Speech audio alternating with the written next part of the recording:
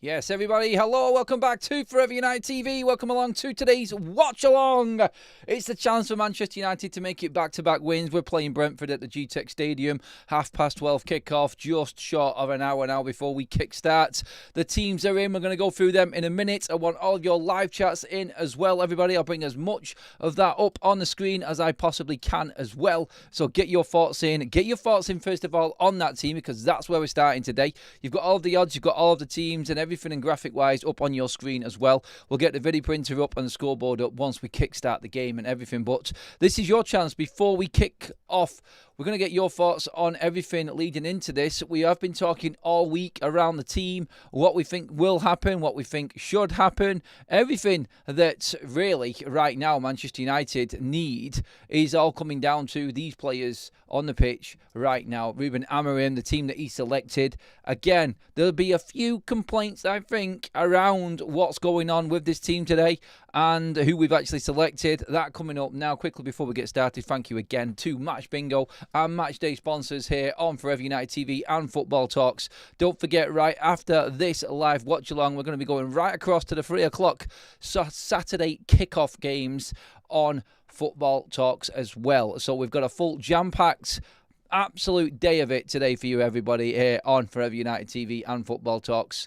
We will get to them games later on. It's all on United right now. Don't forget to scan your QR code for Match Bingo as well, everybody. Get your tickets now, £2 a ticket. If you put promo code FUTV in the promo code section, all capitals, FUTV, then you will be boosted by 200%. Get in there now. Let me know what your team is. Let me know how many cards you've got, how you're getting on in the game. Get in the chat. Let me know how many tickets you've got and if you're feeling confident today. Is this going to be one of them games that actually gets a jackpot on Match Bingo? You could be 200 quid richer if it is. Anyway, games that usually have a lot of goals, a lot of intensity, a lot of match action are the ones that win. Is this going to be one of them games today? Has Ruben gone safe with his team today? Has he gone with his tried and trusted? It would seem so, because the old guard are all in for Manchester United today. The players that everybody has been talking about that need to be probably pushed on at least by the end of this season are in today for Manchester United. We'll go through the team now. We'll bring it up on the screen first of all. In terms of Manchester United, let's just get into it. The team there you can see on your screen right now. I'll pause it there. Right. No Senna Lamens again. Honestly, I don't know now when he's ever going to play. I don't. That's straight out. Everyone was saying we'll wait 2 games, 2 bigger games for him to play against Chelsea and against Manchester City. It'll be the Brentford game, something like that. I honestly don't know anymore. We'll see. Baindir has to play well today. I don't want to have a go at the lad. I don't think he did too much wrong against Chelsea. So, realistically, Ruben's not changing the winning side. That's the argument there. But for Lamens, I don't know how serious United are about the goalkeeper now, to be honest. And that's the point. I'm a bit disappointed about that, but don't want to make this about Baindir. He didn't do anything wrong against Chelsea. The fact that he is 19th in the league for shot percentages in terms of shots saved concerns me. And Ruben will have to pay the price if he makes another mistake today, because we know he's susceptible to crosses. We also know that they are going to bombard us with long throw-ins and them set pieces. So stand up and be counted. Otherwise, there is no real excuse, not just for Baindir, but for Ruben. He's the one who played him. He knows his capabilities. We know the temperament of the player. Does a leopard change his spots? Can Baindir get braver with what he's doing and how he plays? We'll see today, because it's going to be a real big test for him. The back three is unchanged. In fact, the team pretty much is unchanged, barring Mazraoui when you look at it, and Matthias Cunha coming into the fold as well. So the team as it is across the back anyway. De Ligt stays in at right centre-back. Harry Maguire stays in the middle. Luke Shaw left centre-back. Exactly the same goalkeeper and back three as it was against Chelsea. They performed very, very well. And let's be honest, if we have got long balls coming into the box, crosses to deal with, I don't mind Harry Maguire being there. I said this morning in my predicted team I had Joro there, but I could easily see Ruben going with the same as he did against Chelsea and bringing in Harry Maguire again. Experience, and if there is going to be some Route 1 football to deal with at the back, Harry's your man. So, no real issue with that. Not surprised. Bit gutted again that we're not seeing Joro. The Manchester United forward line, this is the first part of needing to get rid of that old guard. And this is the problem that people will have an issue with. I'll come on to that in a minute overall. About the midfield, again, the debate. Kobbie Mainoo, does he start? the 6th Premier League game in a row for Kobbie Mainoo sat on the bench, and in comes Manuel Ugarte again. We did say that this might actually happen. He's going with his natural defensive player, even though he has shown zero form so far this season, and I mean zero this season. He's been appalling, Manuel Ugarte, this season for me. We will see. Again, in he comes, and let's see how he performs against Brentford today. He's under pressure. He is under immense pressure now, Manuel Ugarte, and he needs to have the game today for me. Bruno Fernandes next to him. Obviously, we don't even need to debate that. We know that that's what Ruben's going to do. He's stubborn in his ways, and he feels like that's the best combination right now. By the way, if Casemiro was fit, I think Casemiro would have played and not Ugarte, so not going to use that against Ugarte.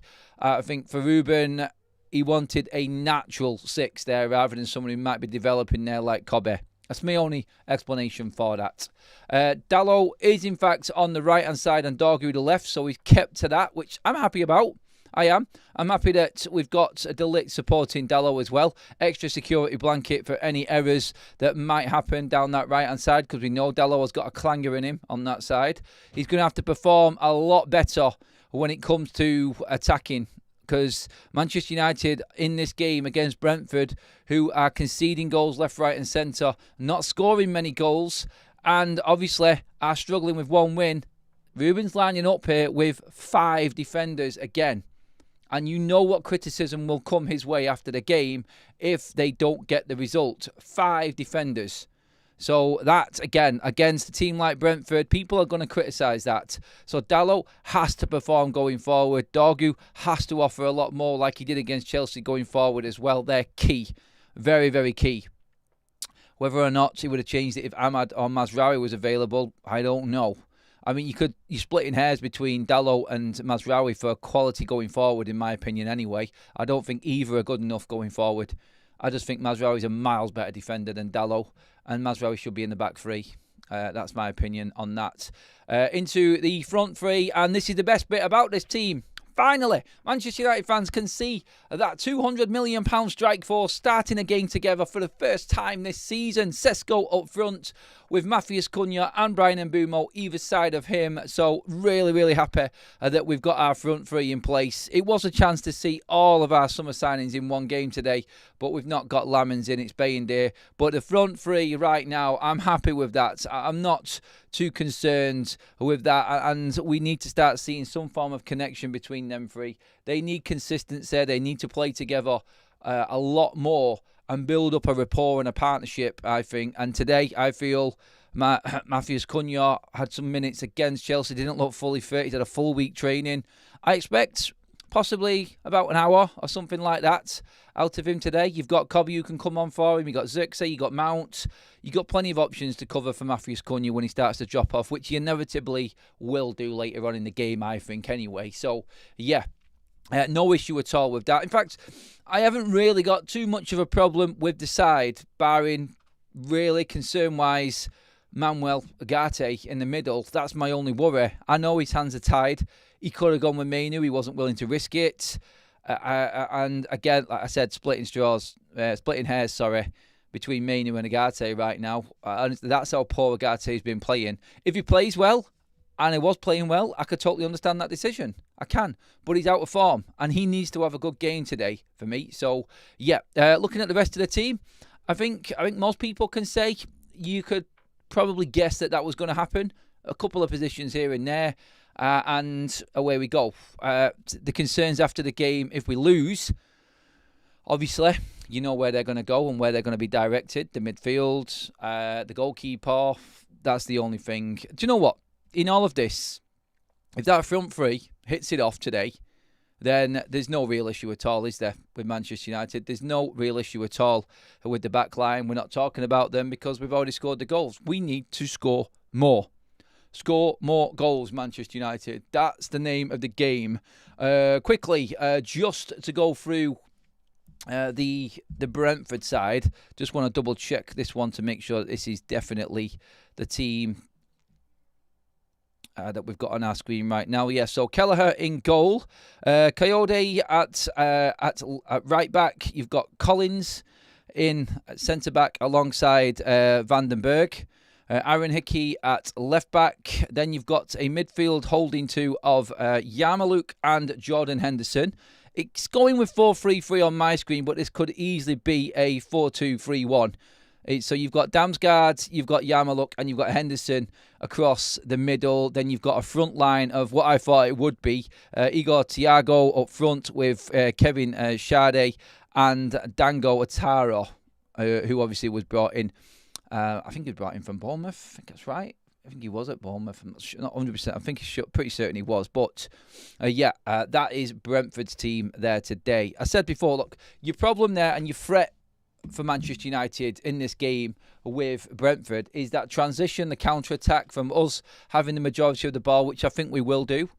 And then that quick transition, because you'll just see Jordan Henderson holding in front of that defence, trying to boss that situation in that area there. Yarmouk will be the engine and running around him. Damsgaard will be the release, the quick fire pass up to a Thiago or a Sade. And then you've got Atara as well. It is quite attacking. They have got a few attacking players on the pitch there today. So they're going for the win here today. This could be an open game. If you have got match bingo tickets right now, double them up. I'm telling you right now, there's goals, there's incidents, and this is going to be jam-packed, this game. I think this could be a high-scoring game, actually.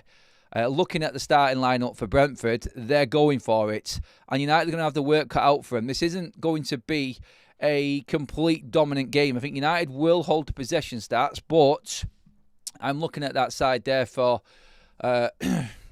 Keith Andrews, and it does look dangerous for United. Like, the front three alone will cause United problems. That means the fullbacks are going to be pushed back. Agate, again, has to have a very, very good game there. He has to be the one that stops the Thiago going through the middle. Bruno's going to have to be alive to that Damsgaard quick fire ball over the top. That's how they will play. If United are pushing forward at all, and will Bayendare sweep? Have we got a keeper that will sweep? I've not seen him in action yet. He has been doing a little bit from what I've watched off camera at Old Trafford from time to time, but I'm not 100% certain. I'm looking at this as a dangerous game for Manchester United with that lineup. If we can do what we should do and that front line hit it off, we shouldn't have a problem. We should not have a problem today. But I'm not fully confident yet. I want to see a lot more from this team. Like I've said, I want to see a lot more from Manchester United in this game. And I'm not sure if we are going to be there if we're there yet.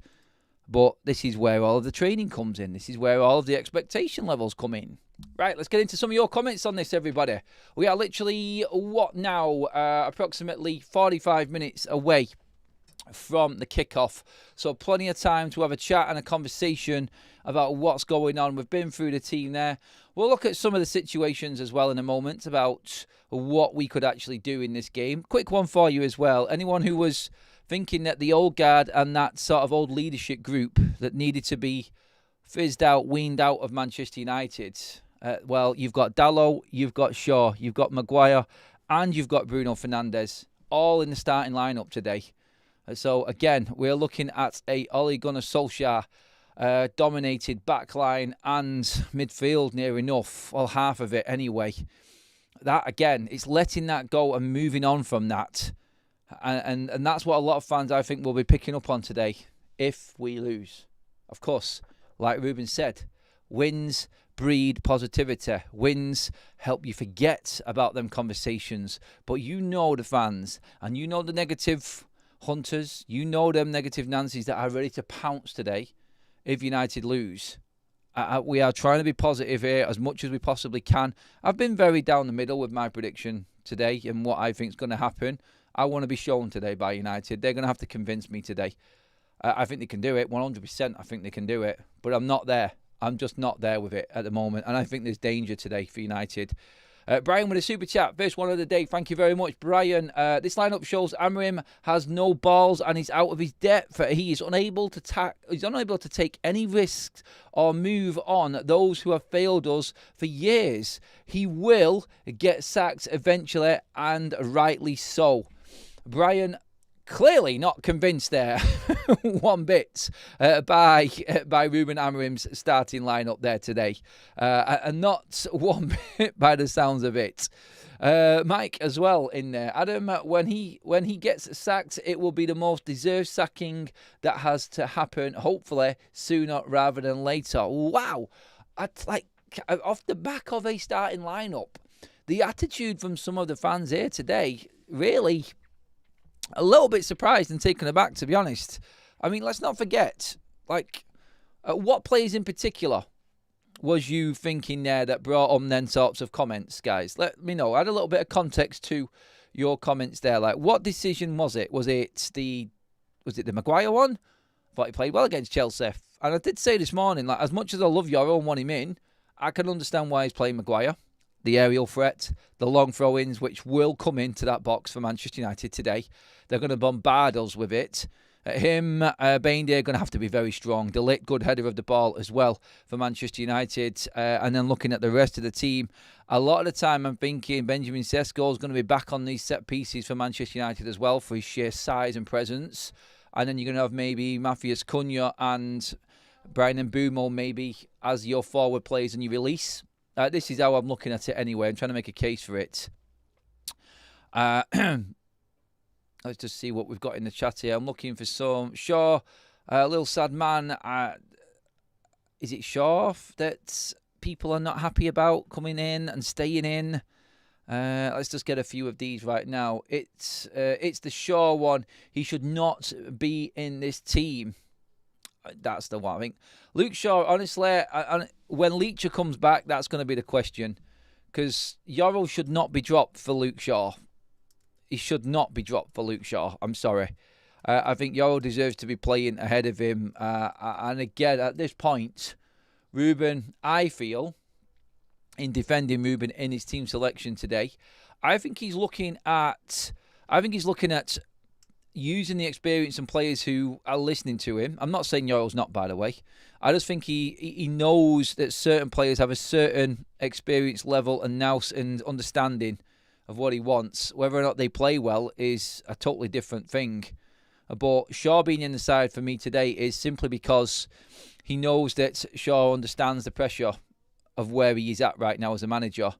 But look, this is where he is really taking a risk, because if he plays this old guard today, when he didn't have to, and he didn't, he had younger players that he could have brought on in that back line. I think you've got Heaven and Yorrell both sat on the bench there. So if he doesn't win today, people will automatically ask that question. People will automatically go at him for that. And you know what's coming. You know that is definitely going to be questions, and them questions are going to be asked to Ruben Amorim in the post-match press conference. Honestly, today, the important thing for Ruben is that front three. Front three. We cannot allow ourselves to keep on missing chances. Like, we have to put them away. The midfield. Let's talk midfield, everybody. Andrew Short says on that one there, in terms of the players that's doing it for him, Shaw and Dalot for me should not have been picked. Shouldn't have picked them. But having said that, with our attacking options, I think we will win. That's realistically where I think most people are at. Like, Dalot is in because we're missing two right-sided players for this game in Mazraoui and Ahmad. I think Dalot was always going to come into this game at some point. He might have been on the bench if Mazraoui was fit. That's what I'm saying. But these are the games where now we have to see Dorgu maturing. He has to perform today, Dorgu as well. Bainde, Dalot, Agate, Shaw, Maguire, in that order. Lamens, Menu, Heaven, Yorrell, and even giving Leon a chance instead of Dalot would be my choice, says Brian. He's just not happy, Brian, with the fact that we've got the older players in. I think that's what it is right now. I fear with the back three and central midfield, we're going to get done on the counter when losing the ball. Too easy in the final third. That's my real worry. I mentioned that before. Carl's picked up on something I was talking about there as well. In that Manchester United on the counter. Notice how Keith Andrews has done his homework on Manchester United. And I will bring this up in the game. But when you look at their team, let's bring up their team again now, actually. So, Brentford's team there. Let's just pause on that a second. Sorry, where is it? I'm bringing it back up again. Right, okay. Just going to pause it on Brentford's team and what Keith Andrews has done here. Notice how he's gone with 3 attacking players. He's going He knows that Henderson, Yarmouk and Damsgaard will win the battle with Bruno and Ugarte. He knows that. He knows that gap in between will be then filled. I'm expecting a Danzo to be the one that is in between the midfield and the defence of Manchester United. That I expect to happen there. Why do you keep on moving? Persist on moving forward. I've paused it. Stay there a minute. My own computer's trying to get me off the Brentford side at the moment. He doesn't want to look at the negative. He already knows what's coming. He knows that it's going to be a danger for United today. Oh, it's gone on its own again. Right, but 3 up top for them, Brentford. Honestly, I think Keith Andrews has done his own work here. And Ruben persisting on this formation and everybody knowing how he's going to play could fall into the trap. Now, a big player today, and I'm going to mention him now for United and midfield, and he's not even a midfielder. And I've seen elements of this when Chelsea had 11 men last week. The big player for Manchester United today, who has to be absolutely on it, I feel, is Matthias de Ligt. He will be that extra midfielder today. He will step out like he did against Chelsea. He will be forward. He will be sometimes in the opposition's half today. Guarantee it. That's what he will be doing. His aggression, his press, and everything that he brings to his game, but further up the pitch, he's going to have to fill that gap. He has to be there in that midfield area. One of them centre-backs, and I fully expect it to be Matthias de Ligt, will have to be the extra midfielder today. And that's what Ruben, I'm guessing, and I wouldn't be far away from it. I'm guessing Ruben has been working on that this week. He has to have been, because Keith Andrews will look at the Fulham game. He'll look at the games at Manchester City and how their midfield completely dominated Ugarte and Bruno Fernandes. And we've seen it. Fulham did it. Iwobi and Smith Rowe were talking about it after the game. It's very, very easy to get through the midfield. But it's not if there's another defender there. That's where you're going to have to be very, very careful. If it is an attacking lineup and they are going to commit players forward, then Manchester United need to be clinical at the other end. Very clinical. And Bruno, there you go, there's the man Bruno, has to make the right decisions. We have to be clinical in every department today.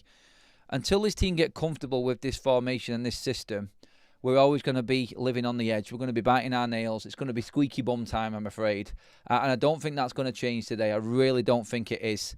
So, again, nervous, yes, very nervous. Seeing the team, has it made me feel any better? No, it's not. I am very, very nervous for this. And I feel like this could be that defining game for United and this system for Ruben Amorim, because this system has been countered today by Keith Andrews just from that lineup for me.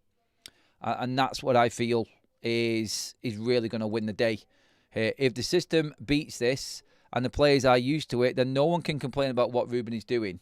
Silverback in the chat says, looking like that's what we want to push everyone away from the club. If I was Mainu, I would be gone right now. A lot of people have got an issue with Mainu not starting again today. United Focus says the goalkeeper position will take care of itself. I expect Lamens will come in versus Sunderland. It's the midfield. Bruno needs to be in at 10 or dropped. Mainu should be in alongside Ugarte for me. Again, Bruno, like I just said, perfect. Has to be absolutely on it. It's not his fault.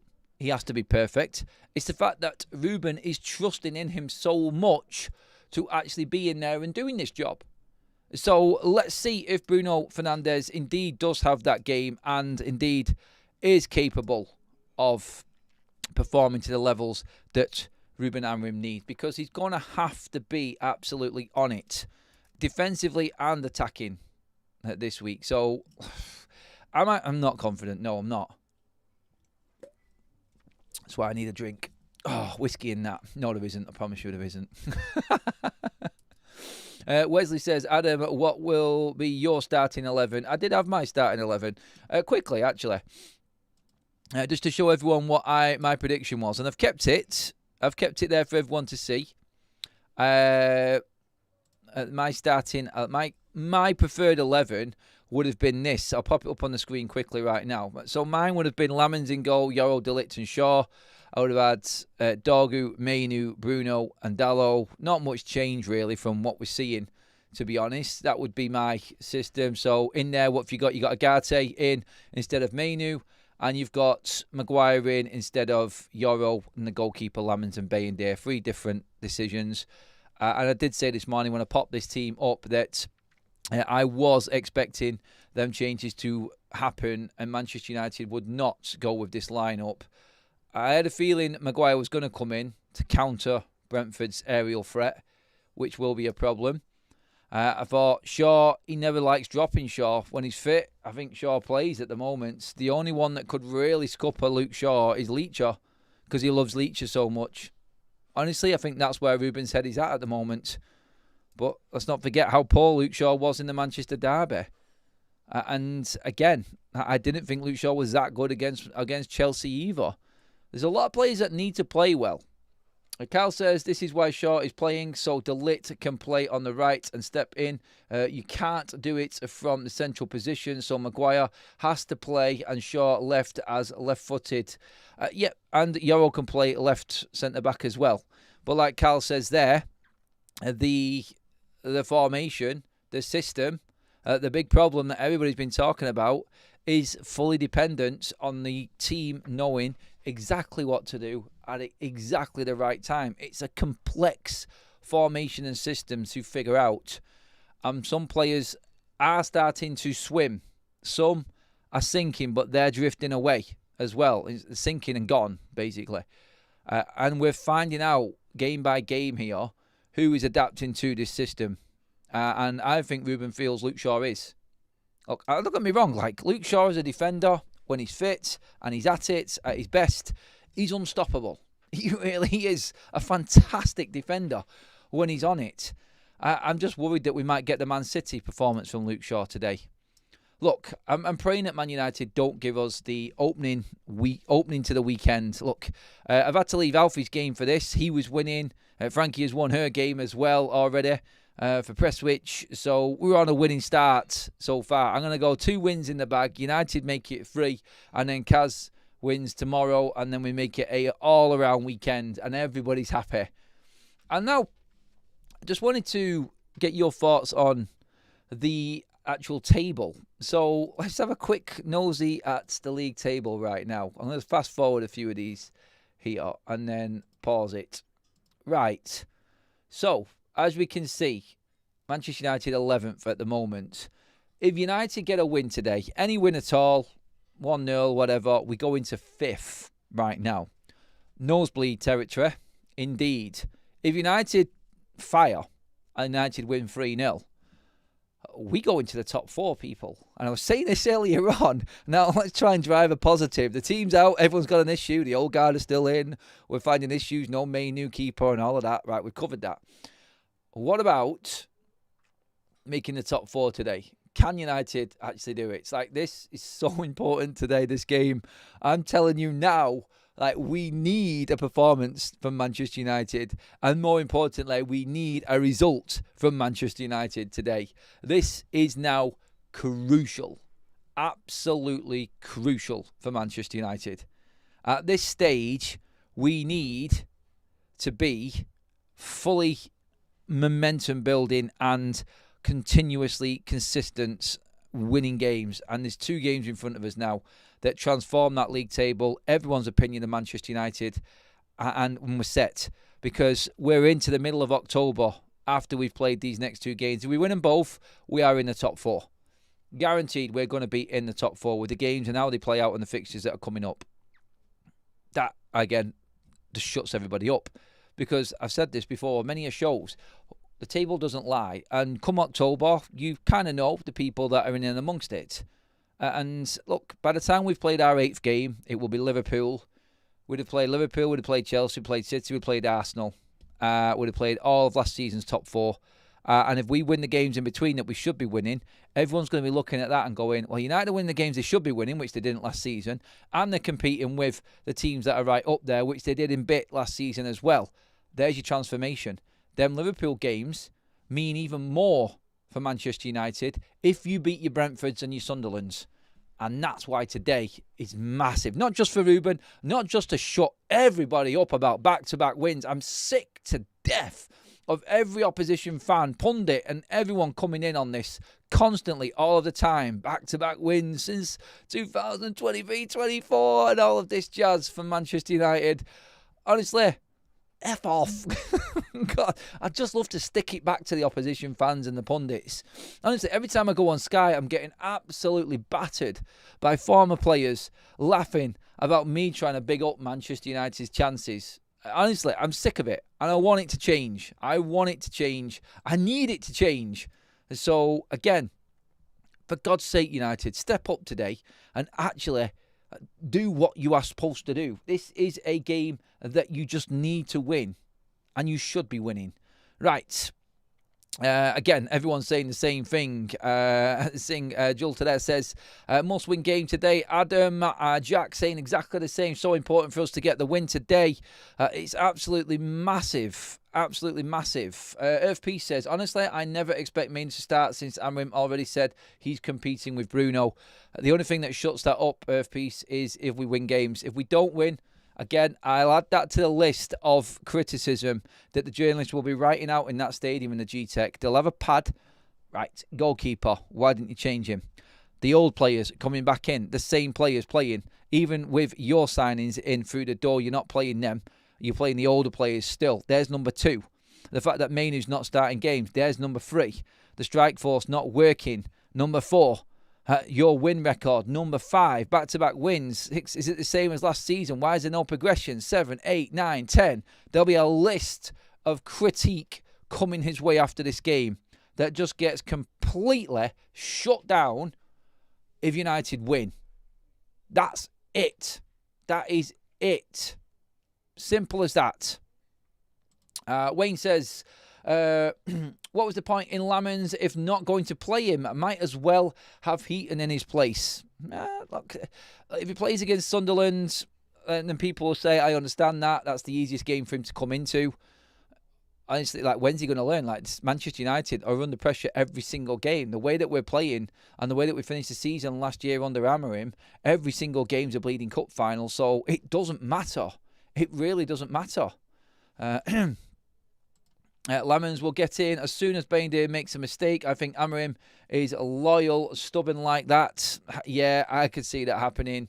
I get that, Carl. How many years have we been playing Maguire and Shaw in the same team? These two clowns that could end up sacking another manager. They're all the way back to Ole. Then we go through, into Erik Ten Hag, then into Ruben Amorim right now. If they get through a third manager together, again, I'm not saying it. We're all thinking exactly what the media are going to drive. And that's all they're saying. Trust me, the media, and you know, everybody watches the channel, everyone knows that I have been in amongst it. I know a few of the media out there and how they are and how it operates in and around Manchester United. And it's not going to change. It's not going to change. They are incredibly negative. The talk in and around Carrington, even when we had some good academy players coming through, the playing down of the academy players, honestly, you had to be there to hear it and believe it. It was embarrassing. It was. But they are used to being negative. Since Sir Alex Ferguson left Manchester United, all the media have had is negative crap to feed off, and they thrive off it. They really do. Please pop a like on the watch-along video, everybody, if you are enjoying the content. We've been going for just over half an hour now already. Not too long until we kick off. Less than 25 minutes, in fact, until the kick-off, everyone. So keep your thoughts coming in, keep your comments flowing, keep your conversations going. Also, make sure that you do get into the match bingo setup. I need to check what Alfie's game is actually finished on. If we can see, it's not done yet. Right, in fact, I need to sort out some match bingo tickets myself. I fancy a win today, mate, to be honest, on match bingo. Right.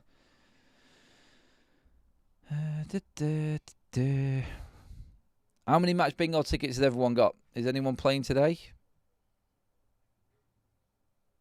Let me know. Jack Jones says, I actually think the players really like Amorim. It's just that system is hard to play against certain teams at times that just need more time training and working on stuff. It'll click soon. Hopefully today it clicks, mate. And all that time on the training ground that we've had, it clicks. Lamin's not playing. What the hell's going on? This trainer is a bit of a thicko. Andrew says that De Ligt is always a key player for me, and it would be good for him to operate in the middle. I think he is going to step up into the middle, to be honest. And I think he is going to, I feel anyway, I think he's going to be, hopefully, seen going forward more than... so I'm just trying to get my buddy Match Bingo cards up. I'm trying to deposit anyway. Yeah, I think De Ligt, I'm hoping we're going to see De Ligt further forward, to be honest, today. And he's going to predominantly be pushing forward rather than with his tail between his legs, running back for Manchester United. I hope that's the case anyway. Right.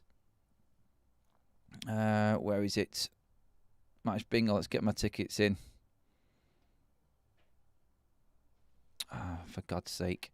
Technology again. Always the same. I don't know why it's not accepting. I need to speak to my man about this in terms of why I'm not being able to deposit money in my account. Right, that's it. Sorry again. I've been shafted. Technology's had me. Honestly, so annoying. Anybody else actually got their tickets going? Andrew's off to the pub. I love that. Tom has got 5 tickets already. Let's see. The Andrew says, aerially, Euro still has to develop in. He's amazing, but for me, that's Euro's weak points and weakest part of his game. I think this is where we are.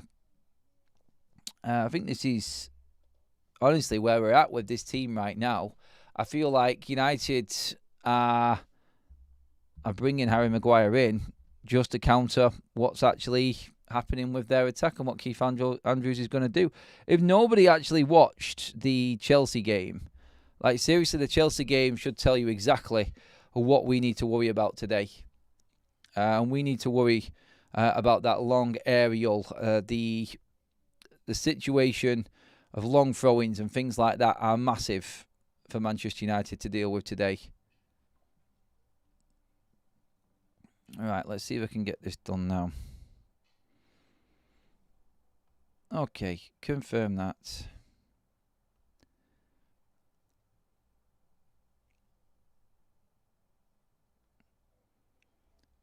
And Mbumo's actual return to Brentford is going to be interesting today as well, isn't it? So that's going to be a good one to watch. Yeah, I need to get onto my man Leo. It won't let me deposit. I'll have to get him to just do it himself for me, for God's sake. Anyway, I'm going to rely on you lot to actually get the wins today. I don't need it anyway. I think it's better that you guys are all winning the money on Match Bingo. So let me know how you're getting on throughout the game as well, please, everybody. All right, let's get a few more comments in on this one. Yeah, I know, I did retry it, Tom. It's bleeding annoying. I think it's just mine. There might be a problem with one of my cards, actually, buddy. But cheers for that, Tom, lad. By the way, yeah, did you see the news about Graham Potter being sacked today? Obviously, 2 managers down now already. And Nuno is straight back in action with West Ham, it would seem. I think we all knew that Graham Potter was going to get the axe anyway. But at least it wasn't Ruben, because he was favourite at the start of the season to be the man to get the sack first. So, yeah, I'm happy that it isn't Ruben Amorim anyway. Thank God. That would have been embarrassing, to say the least. But, yeah, West Ham have sacked Potter. And in comes Nuno again. All right. Lots of people are not happy with What's happening? Speaking early here, 10 past 6 a.m. and no Euro, no Lamans. Why do you guys like this coach? Adam's never been a fan of him. I can tell you that from the get-go, really. Mike Core says, what are the odds if we need a goal later on today? We take Sesko off and brings a defender on. Oh, don't talk like that, hopefully. We've already got Maguire on. He's usually the go-to. That we have. I can already feel the negative vibes actually creeping through the fan base. And this is what I was saying. You know, when I say I'm not convinced, a lineup can change anybody's mind instantly, just like that. And we've seen a bit of reaction to it already. And I think this is where the team, like I said, prove to us that you understand the system. Prove to us you're good enough to play for Ruben Amorim. Because the fans are not convinced. We're not convinced. We live in hope. We live in hope that it will click. We live in hope that one of them goals is going to go in off someone's backside. And we get a little bit of luck. And it galvanises us. But what we need to do in this game, if you're a Man United player, you need to prove to the fans that you get it. You need to prove to the fans that you understand what is going on at Manchester United for the manager and what's necessary. So, yes, that again, we've backed this team and we back them every single game. They get more support than any club and more than they deserve. It's time for them to actually show Manchester United fans what it's all about instead of us asking them to accept what it's all about and realise that they have got to show today that they can win 2 games in a row. They all know, they've all been there, they've all done it. And so, it's again, get over it. And get on that pitch and show us. Wayne said, my daughter said we will score 75 goals today. I wish I had her optimism. I'll take 1, mate, and a 1-0 win right now. That's what I will take. Mike, it's all right. You don't have to apologise. Look, this is the beauty of Forever United TV. Like, everybody has an opinion. You're not wrong. It's your opinion. And we all think differently. And that's what good fan debate is. And a lot of people, I've just said it then, are not convinced. And they see the same things happening again. Because it's a lot of the same players playing in similar positions that have let us down there before. And that is where this team is going to have a problem, I feel. Adam, I want a win, but really not convinced by Amorim's in-game management. Substitutes are going to be picked at today. I guarantee substitutes will be the one area that everybody is looking at. We don't need words for Amorim and the players. Only action will do, says Damien. Like I said, exactly that. Show us you mean it. Remember that banner that came up in the Fulham game that time? Play like you mean it. That one. That is where I think we're at today. I'm just going to refresh my page. Try and get all my up-to-date stuff on. Don't forget, everybody, usual rules apply for the watch-along. We are going to be, obviously, a little bit behind with the YouTube lag from my side. So, realistically, please just don't put spoilers in the chat. Don't say a goal has gone in or celebrate until I have. You can celebrate at home. There's no need to really put like goals in the chat. It's not necessary. But let's just all try and celebrate together. You can sync into my clock as well if you want, and we can all watch it together. That would be brilliant. Who right now, I'm asking the question, into the comment section, first goal scorer for Manchester United, everybody. What are we saying? First goal scorer. That's what I want to know next. I'm going to bring them up on the screen as people put the comments in. Who's scoring United's first goal today? In fact, if you want to elaborate on that a little bit, let's go. Result, scoreline, and first goal scorer. Go for it. How confident are you? Detroit Red, I'm guessing this is an American fan. Must be. Being a United fan for almost 50 years. We have become a soap opera since Fergie retired. The football decisions and playing style have been shocking. Yeah, I'll second that one, buddy. I will. Like, bang on the money, mate. Bang on the money. Jayce's going with Sesko, Cunha, we've got in there as well. Look out for your name popping up on the screen, everybody. I'll try and bring as many up as possible. Shaw own goal. Sesko and Bruno for Gary Wright there. I'm liking that one. That means we're going to win the game, doesn't it? Surely. I'm not sure that Bainday is going to score, mate. I'll be honest. Dallo for Adam. Bruno for Gareth. Sesko off the mark today, says Wayne. I hope so. And Mbumo. I love that. And Mbumo, definitely. Sesko, Slabhead, and Mbumo. Cunha, first scorer. And Cunha, I want Cunha to get a goal, actually. I could do with Cunha getting a goal today. 3-1 Dorgu. All right.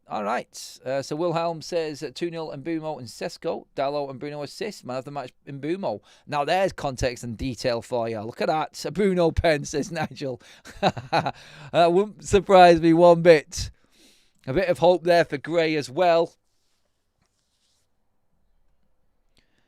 Couch Gurus says, you do realise we're playing 6 defenders against Brentford today. Well, 5 defenders, really, against Brentford today.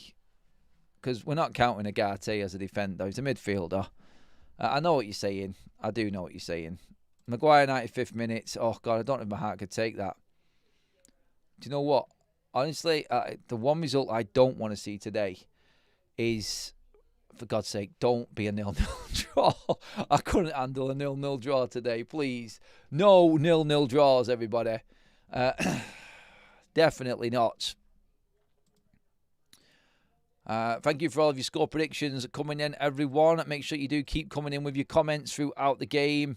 We need to get as many in as we possibly can. All right. Again, a bit of hope there. Sesko, hopefully. 1-0 Maguire again. Afternoon, ladies and gents. Afternoon, Mike. Let me know where you're all watching from today as well, please, everyone. Give me some comments of where you're watching from. Give me your towns, countries, cities. Let me know, please, everyone. Some big games as well today. We're going to be covering everything, don't forget, over on Football Talks from the 3 o'clock kickoff. So the script for today is watch along, and then at the end of the watch along, while we're still live, I'll give my match reaction. I will re-put that out again later on YouTube, so you can just catch up to that afterwards as well. And of course, we obviously then will be jumping straight across to Football Talks. We'll then have the evening show or catch up later on, depending on the news from the game today in and around Manchester United here on Forever United TV as well. So yeah, jam-packed, full of action, everybody, today for you. Nice. Look at that there. That's what we like to see. Honest Tiger gifting memberships. So too is Ian, who's just become a member, actually. But yes, welcome to the Members Club, Jace. And Ian, also, welcome to the Members Club, my friend. Please thank Honest Tiger as well, Jace, for donating that membership. All right, where are we at? So we are 10 minutes from kickoff, everybody. 10 minutes to go. Well, let's see where everyone's watching from. Let's see. Bognor Regis. Nice. What else we've got? Oh, my screen's just skipped on itself there. Sorry, everyone. The game is on Amazon today, on Prime, TNT. Watching from downtown Dortmund, Germany, says Gary. Love that. Essex. Zimbabwe. Wow, Tomo. Was that Zimbabwe, Rhodesia. All right, yeah, I know where you are, matey. Living St. Anne's for Mike. Essex. I get that. Anglesey. I think Tomo in Thailand is the winner at the moment. Glastonbury, says Peter. Newbury. I like it. Keep them coming in, everybody.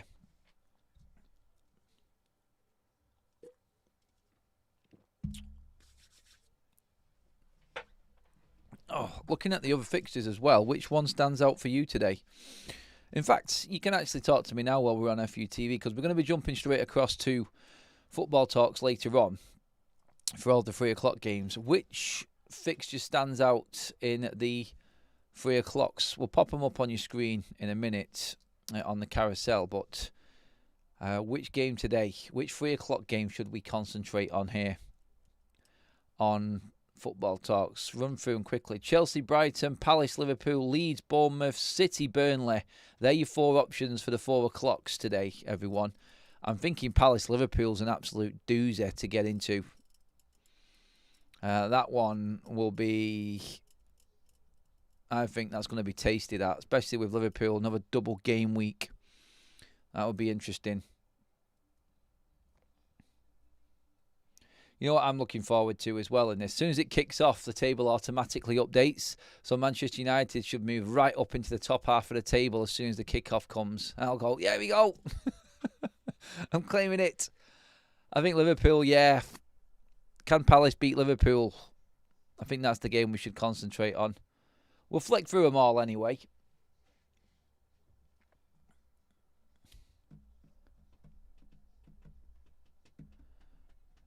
I really don't like this stadium. I don't like the G-Tech. Truckee, California, says DC. Love that, mate. Players will be in the tunnel in a moment's time. See the United section over there. Jam-packed. Loud again. God, come on.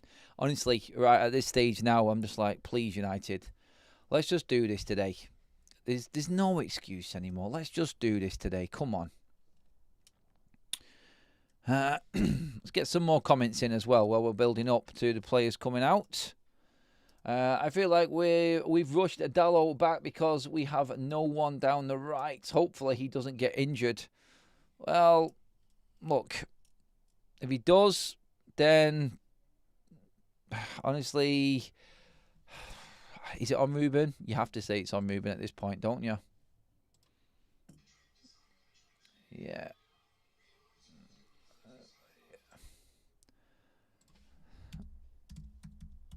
Kaz has just sent me a little video of the food that's cooking for later. Oh! Looking forward to it. Don't ruin my bleeding dinner, United. For God's sake, please don't.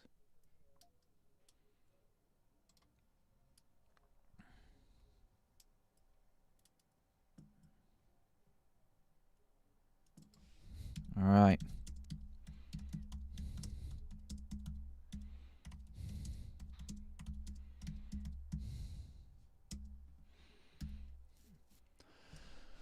Okay.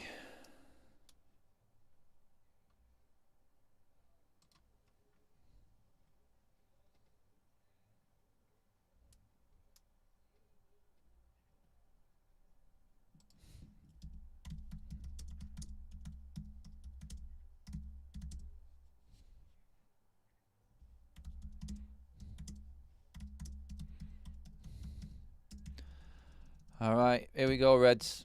This is it. This is it. Players in the tunnel. Ready to go. Oh, God, yep. Here we go. Nerves are starting to creep in. Don't let me down, United. Don't let me down. Don't let me down. Yep. Food is on the go. It's all right, Graham. I'm gonna calm myself. I'm gonna be all right, mate. I can't let food take over my mindset while United are playing. And it's like time to put in your put on your earmuffs or your earplugs, everybody. Adam's doing a watch along, and here we go. This is it. Ruben, he's in his seat. Come on, United. Don't forget, black kit today for United. Are we going to christen the famous black shirt today? If anything, United players should know the importance and the legendary status of this Manchester United black shirt and where its heritage is from. And they should be really putting it out today on that pitch.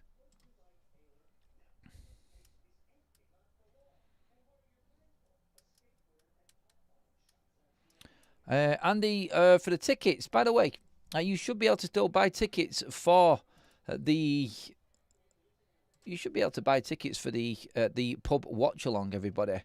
Let me just drop them in. I think I have got the. What I'm going to do. I'm just going to drop the link into the live chat as well now. So I've dropped the link for the watch along tickets into the live chat for everybody. So get onto that, people, please. Let me know. You should be able to buy the tickets from there. I'm pretty certain there is some more left anyway. But just keep me posted and let me know, everybody. And keep your comments flooding in throughout the game as well, please, everyone. It is important. Don't forget, make sure you pop a like on the video, hit that subscribe button. They're all free and really help the channel. The most important part out of everything on YouTube. So thank you again if you are already subscribed. But there is still people in here that aren't subscribed, so do it. I promise I'll try to not scare you too much in the watch along today. I do promise. Right, do you know what I'm going to do? Because I've not had much luck so far this season, I'm going to go with the... Let's just see how it looks first of all. I'll go with the bigger scoreboard today, actually. Don't know, is that okay? Yeah, that's what I'm going to do. I'm going to go with this one today. I'm going to go with that scoreboard. Let me know if you like it, everyone. Should we go with the bigger scoreboard or the smaller one at the top? I'll let you decide. It's your channel as well. Let me know if that one is all right for you. Whew, okay, teams on the pitch, everyone. Just doing the necessaries.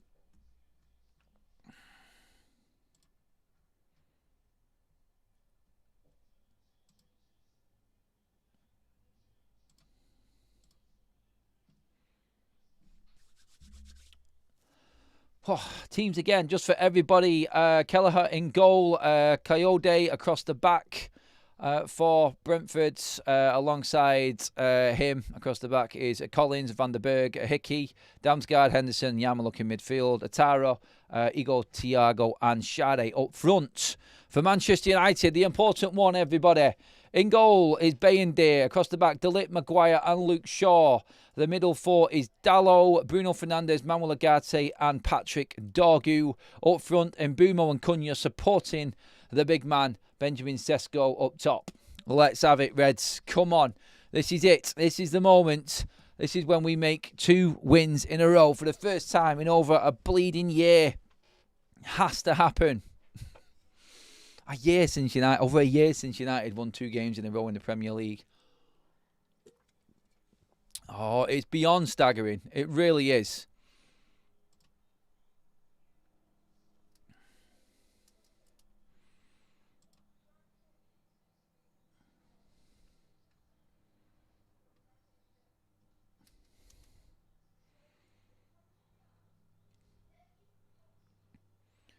Oh, right.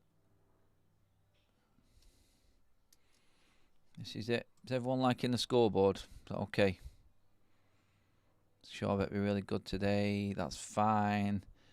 Yeah, I think everybody's happy with it. Stay cool. Everyone's warning me already. It's like you've watched me do one of these things before and you see me go full on psycho mode or something. I don't know what you're thinking. Honestly, I don't know. I'm quite calm on these watch-alongs, me. Very calm.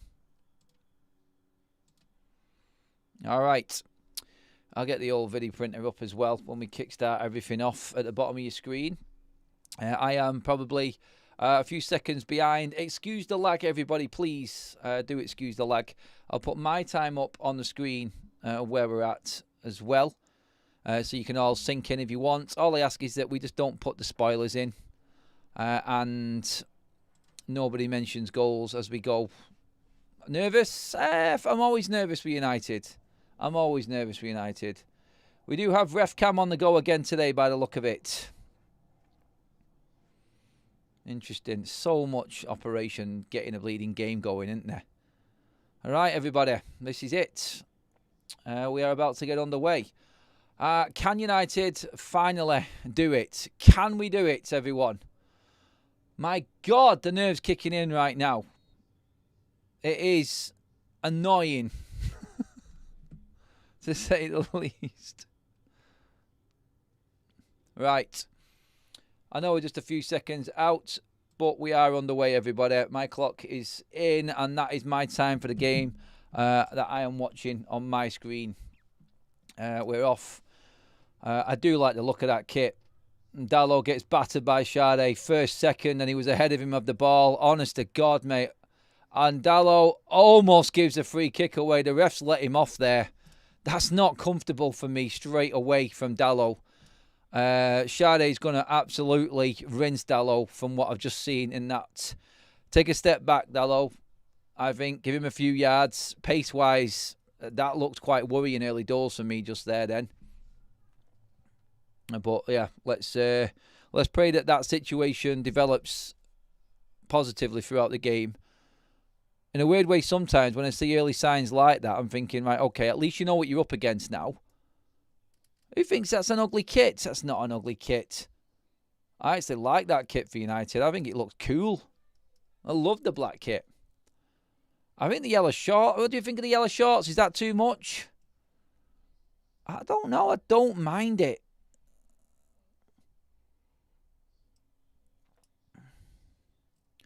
Early possession for United until Dalot gives it away. Good head from Agate there. And this is the thing. It's how quickly Brentford move the ball when they've got possession compared to how United do it. That lethargic, low, lazy pace football of United's this isn't going to cut it today. It isn't. Remember what Ruben said, like how you start the game off. It's all about how you start the game for United. And it's important. We've been very, very slow in the first couple of minutes. I know it's only a couple of minutes in, but there is a distinct lack of intensity in our game, and definitely in terms of the pressing. Very, very easy for Brentford to pass out here. There's that long ball that they will play to quickly try and get in round the back of Manchester United. I don't know why Harry Maguire is kicking the ball out there. There seems to be a distinct lack of communication. We know that there's a long throw for Brentford. There was a simple pass inside to Bayende, and here comes a needless first throw when we could have been in possession of the ball. And a first test for United straight away. Aerially, I thought Sesko has been pushed back in these situations. Andreas says the kit currently looks better than us.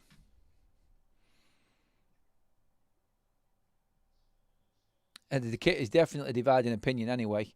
In comes that. Oh, that is an absolute. Oh my God, it's gone right through to Bayende. Honestly, that there was avoidable. That's going to have to be dealt with all game. What a throw that is, by the way. Oh my God, that must have gone 50 bleeding yards. That is a weapon, isn't it? Whew.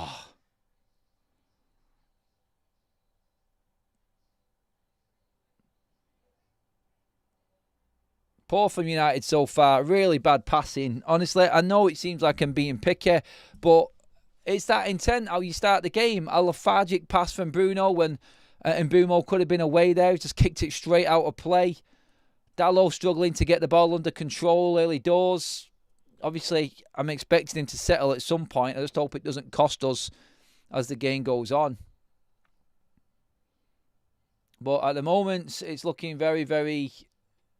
Oh, how have you let Sade let that ball bounce there? The Lake does well there. Good defending. Bruno plays the long diagonal. And Dorgu can't control it. And possession lost again. Needlessly by Manchester United. No close control, close range passes at all. And a very, very, very sluggish, worrying start to the game for Manchester United. Give it 10 minutes. Let's see if we can settle. Early signs. We can't get the ball to our forwards at all.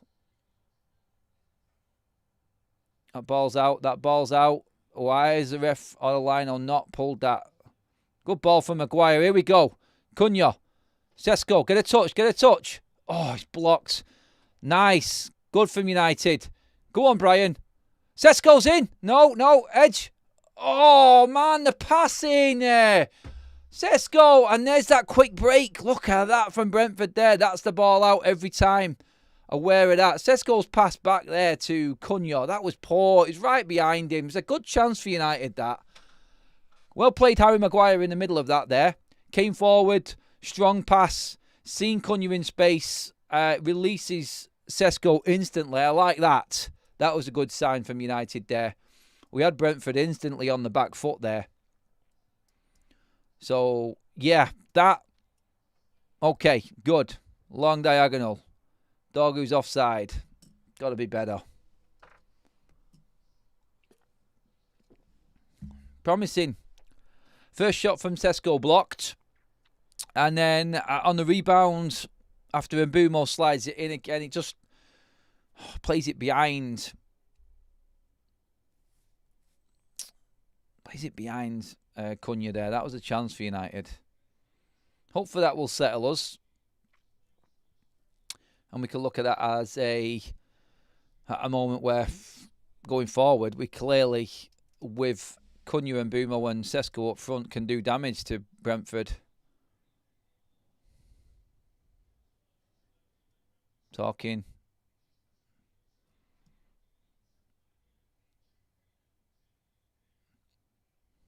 Good turn from Sesko. Unlucky. 3 men on him. My God.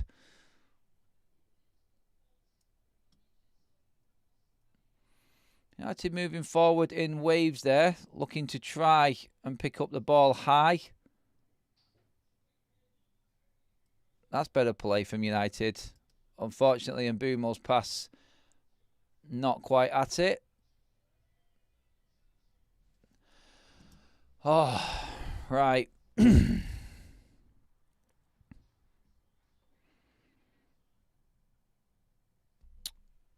Just not quite there. The zip isn't there. The connection isn't there yet. Brentford's plan is quite clear. Very, very clear. Oh, that gap in midfield there. My God. Coyote's just absolutely waltzed forward there.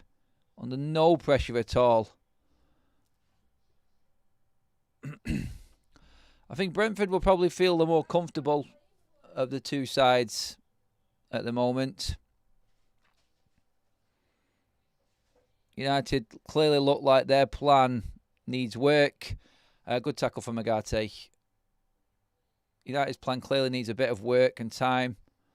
And Brentford are comfortable. But well played, Agate and Bruno. The midfield working well there. Dalot. Poor ball, Dalot. You've got to play that in front of him, mate. Chance again. That's it. Oh, long ball forward. Have we been caught instantly here? It's 1-0. It's 1-0. What did I say was going to happen? One quick ball over the top and United are cooked. How has he got that much space? Somebody tell me how he's got that much space there. He looks a million miles offside. That cannot be a goal, surely. It cannot be a goal, United, this. This is embarrassing if it is.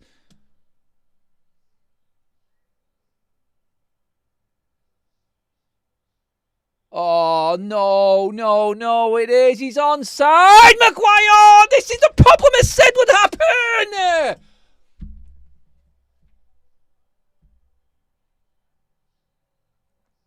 It's a goal. That's it. Tell me why.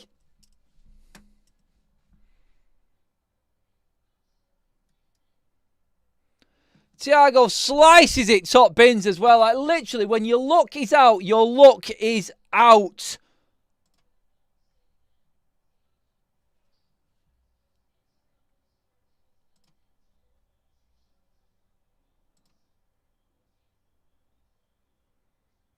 He's onside. He's onside. Harry Maguire's feet. What did I say? What did I say in the build-up? What did I say all week? It'll be win the ball back on the edge of the box and bang it long. And how will United cope with it? With the no pace there at the back. Straight away. VAR check-in. I don't know. Can they look back at the foul on Matheus Cunha? He's not offside anyway. He's definitely not offside. United are screwed here, honestly. There's no way he's offside. I think the goal's been given, hasn't it? Goal stands. Straight away. Plan goes out the window. Dallo. Shit pass! Dallo!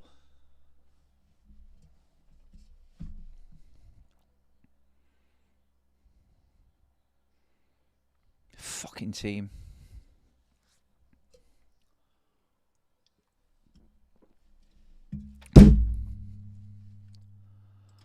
Honestly, I called it. I called it all week. I'm not trying to be big-headed or anything like that. I said exactly how Brentford were going to play. Honest to God, be clinical. What have I been saying? Be clinical.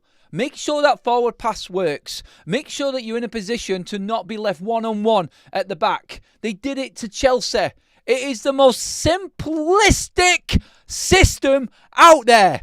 One long ball. First attack. 1-0 down United.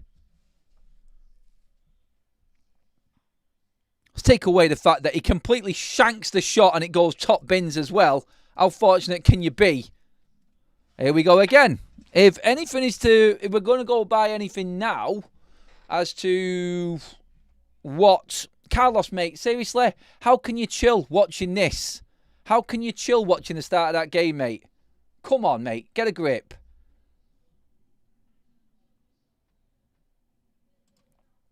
Said it, yep. Carl said it. Long ball, do us. Honestly, I said be clinical going forward. Make sure your passes are right. Dallo should not play. Dallo, honestly, this man. It's 1-0. Yeah, okay, Neeks. Calm down. Everybody telling me to calm down. Let me throw a stat at you this season. Every single game that Man United has gone behind in, we have lost. Yes. And I said this before. This game will take me on a complete roller coaster. It will. I cannot be calm knowing how this team plays football. When it's so obvious, it's infuriating.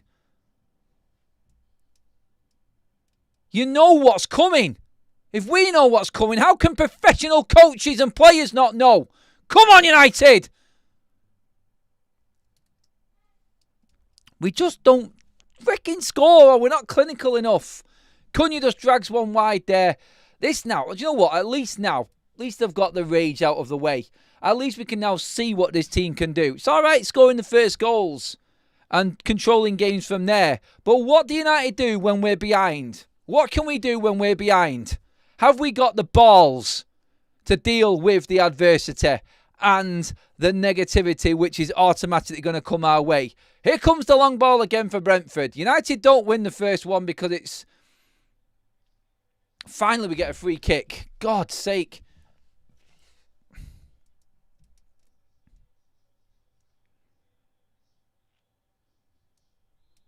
Honestly now, the problem we've got is... that it's just a simple tactic now. So if United are pushing forward for the equaliser, we need to score in the first half. We do. Cunha, again, slide ball, too precise. It's just trying to be too intricate there when we didn't need to. It could have gone out wide, like Dorgu's in space there. We need to score before half-time because this is my worry with this team. The worry with this team is that the pressure gets to him in the end and we don't start taking chances, then that's nice football finally. Bit of nice football. Oh, Sesko, that pass wasn't on, mate. It wasn't on. As soon as we give it away, they're all over us. That's the problem we've got now. And here we go again. Backed up. Here comes the long throw. Oh.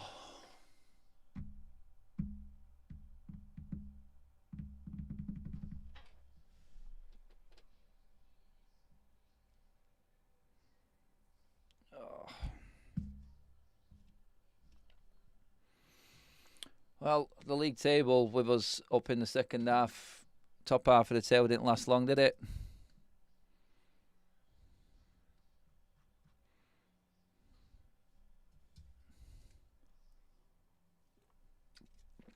Okay. Here comes another long bomber. Right under the keeper. My God, man. Honestly, Bayende, He looks like an absolute bag of nerves, like flapping at everything. There's nothing commanding about him at all. And honestly, like Dango there, Bayindir's got Dango in front of him, like literally wrestling him out of the way. Like, why is no one protecting Bayindir? Oh, is it just me? Like, why am I the only one losing my shit right now watching this crap? Why do we make the same mistakes every single time?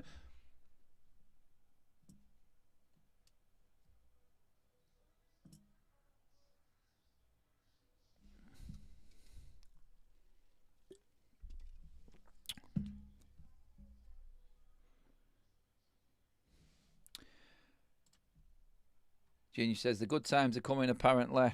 Well, at the moment, there's no midfield. There's zero midfield in this game. Like, there's too much space. It's another corner for Brentford. We're getting battered at the moment. Weak link, definitely. Dalot down that side. He's being cooked. Absolutely cooked every single time. And that's a big concern. They know that they've got him now. Set pieces, long balls. It is EFL football. It's battering us. It's battering us. Hey, Carl, don't even try going there, mate. I said we'd lose this game. Oh, off the live. Should have been 2-0. Bayindir pulls a save off from a set piece. United are at 6 and 7s. Overload at the back stick. Nobody marking. Like, luckily, he heads it at United player and we get away with it. We're all over the place. I said we'd lose the game. I said we'd lose the game all week. I need this team to prove to me that they can handle going away from home. Now they're going to have to handle going behind. Oh, here we go. Zips over the top. Should be 2 or 3-0 down here. We're getting absolutely pummeled. And I mean pummeled. 2 free headers in the box in the space of 30 seconds. How Brentford are not already away from Manchester United is simply down to Bayindir. Credit to Altay Bayindir. Massive saves. 2 huge saves. United can't get near him right now. Honest to God, they've got 3 headers wherever. 3 headers all over every single cross. In comes another corner. And yes, Brentford win the first. We can't win one ball. Absolutely, we're on the ropes. This is a boxer in the first round, literally already getting a gut punch and can't handle it. He can't breathe. Free kick, needlessly given away by Manuel Ugarte. How many times are we going to say the same things? Honest to God. It's not rocket science, United. The Reds have imploded within 20 minutes. Get a grip.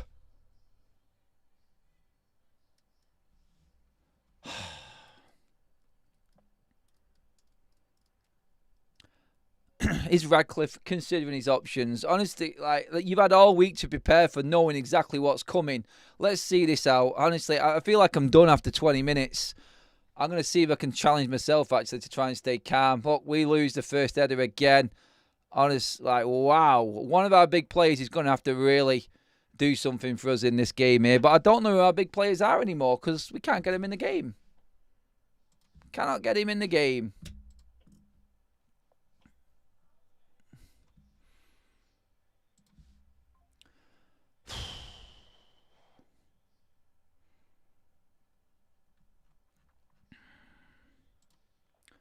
Let's bring the video printer up.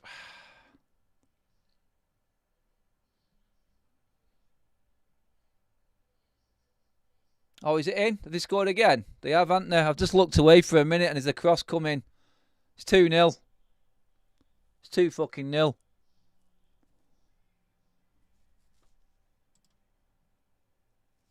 Tell me to not get angry. Someone tell me not to get fucking angry!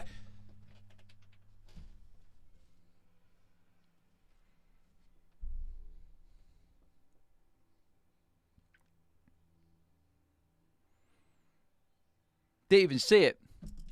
Didn't even see it. Where are we here? Let's just see. Long ball again. Don't win the first ball. Too easy. Shot comes in. No one following up.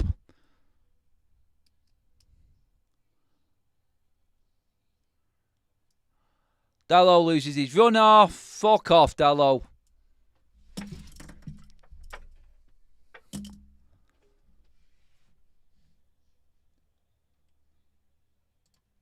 Might as well be 3-0. Sorry about that. The score was wrong there. Give up. Game over. Oh.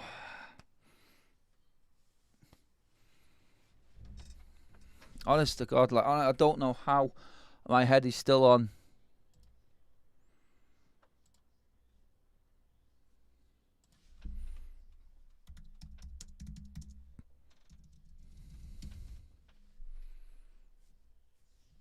There's nothing I can. He's done. He's completely done. He needs a miracle. He needs an absolute miracle right now.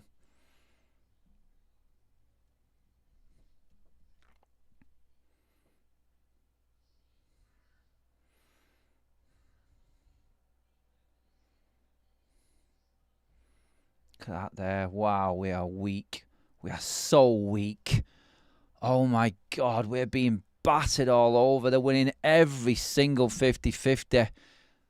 These players, they're honest to God now. I'm so, I'm at my wit's end. I don't know what to say anymore with them. I'm perplexed, absolutely perplexed. I don't know. Dalot at fault, both goals. Like not tracking his man. Like everything's come down his side. Everything.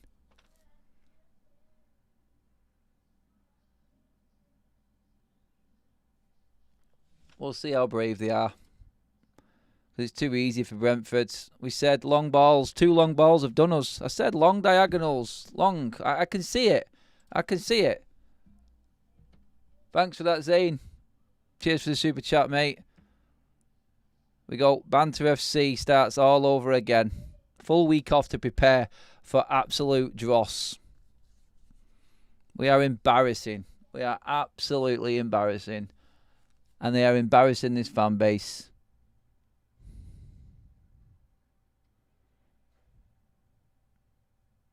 Nowhere to go. No idea what to do. Don't know where they're playing it to. Who's going to be available? Players shrinking, shriveling away. No guts, nothing. This is what I'm seeing right now. Brentford ready to pounce on any Man United player because they just look absolutely wrecked. So let's go. Straight at Kelleher. Shot on target. Best thing that's happened all game for United.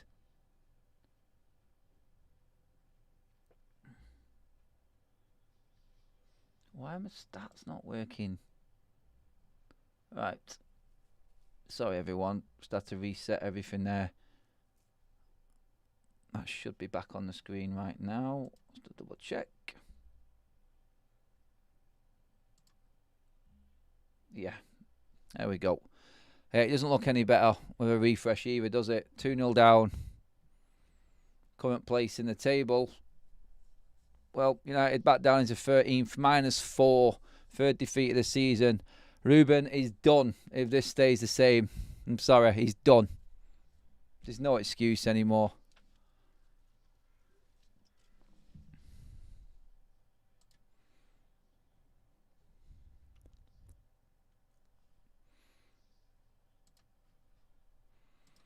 This could be anything. This could be absolutely anything Brentford want it to be now, this game. United's confidence has gone. We're shot. Absolutely shot.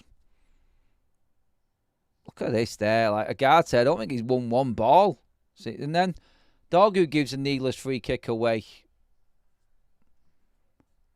They honestly don't know. They don't know what to do.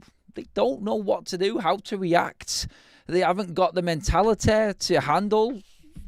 All you've got to do is be able to handle. Like I said, like if United have done any homework, it's like we've not watched the Brentford games this season. Long ball, long ball, long ball. Pick up the seconds, win the first ball. We've not won one header. This could be 5-0 right now, but for Altay Bayindir. And this is a sackable offence right now. I don't see Ruben seeing out the week at this point. This, to have a full week's preparation, I'm sorry, this is about as pathetic as it gets.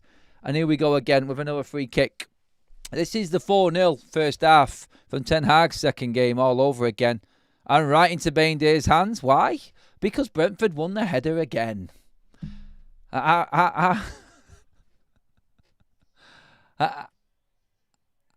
United just don't win headers. Like, we've not won one in our own box. I think they're claiming a foul on De Ligt there, but it doesn't really matter. They want it more. That's the point. They want it more than Man United.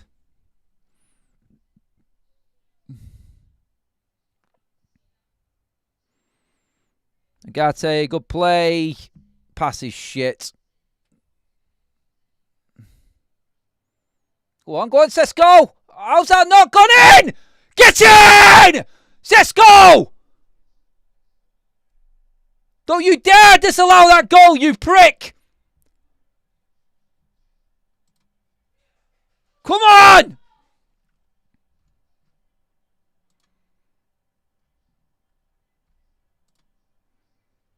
First goal for Sesko, come on! Finally! A bit of physicality.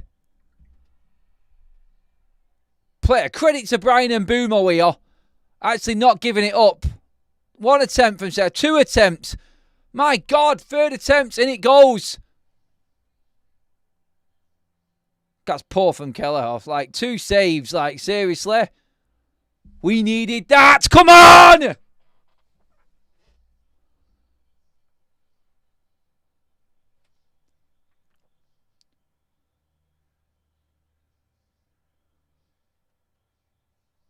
Get in!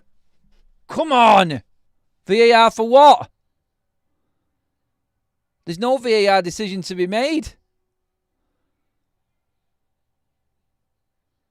What with VAR in here? He's give the goal, so they're not going to... He's give the goal, so they can't overturn the ref's decision. There's nothing to overturn.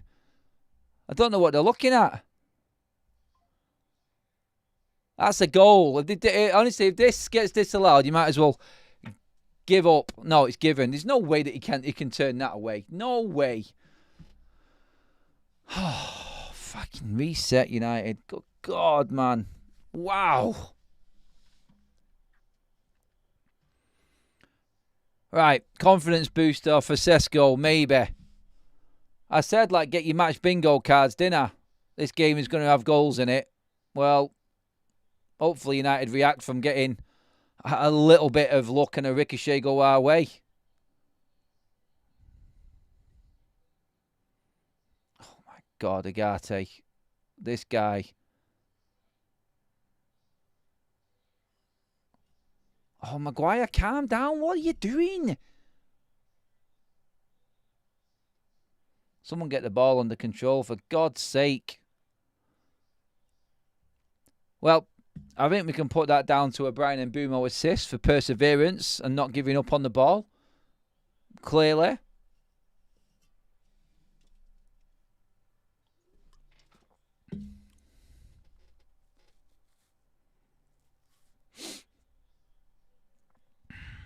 Thank God that ball bounced to Sesko there. Free kick United. It's poor again. That doesn't... We just don't win any headers. We're not winning any headers from any set piece, whether it's in our box, whether it's in their box.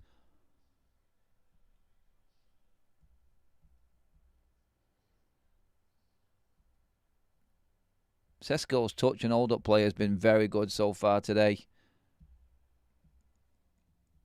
United need to speed up the play. Look, there's no excuse. You've been training all week. Speed it up. Come on.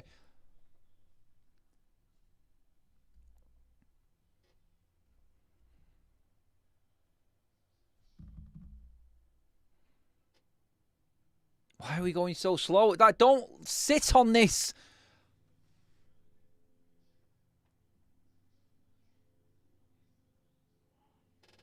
Go on, doggy lad. Go on.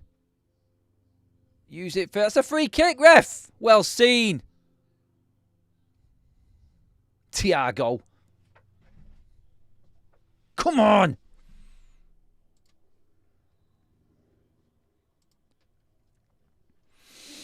Come on, let's use this. Thank God Brian and Mbeumo's on it, not Bruno. Get a better delivery here now. Leo, mate, come on, mate. You can never chill watching United. Sorry. This is my night out, this. This is my weekend. I need this. The ups and downs that this team are going to give me. Fully prepared for what I was going to go through today with this game. Come on, give me a good delivery. Good delivery now, Brian, lad. Come on. Oh, he don't beat the first man. Jesus Christ. Still got it, though. Cunha. Deflection. Corner. And Cunha's down. Is that not a free kick, then?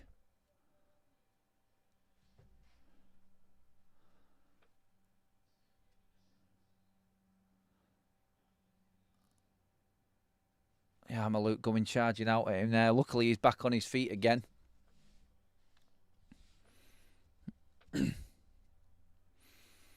First corner for United. Bit of their own medicine, maybe.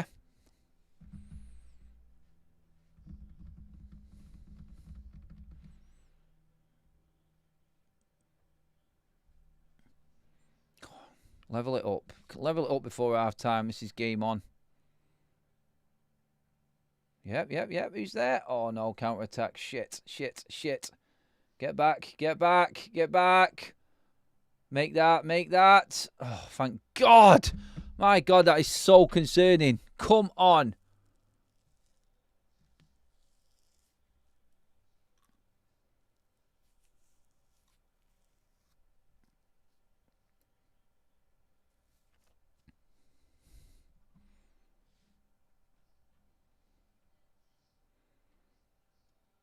Why is the video printer not updating?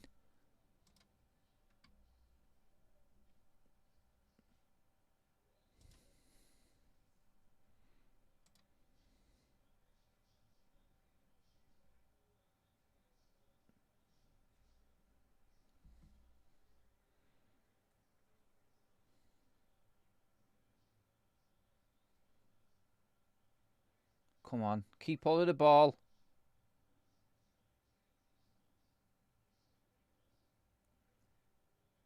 At least we've got a goal for Sesko anyway. That was big for United. Hopefully now he can bounce on for me. He's actually had 3 attempts on target in the space of a second there, hasn't he?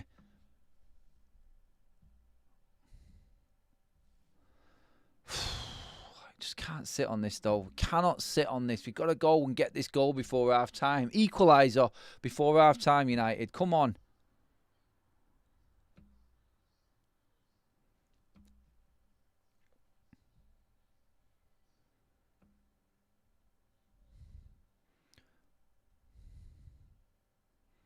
Watch this long punt. Win the ball. Good head, Harry.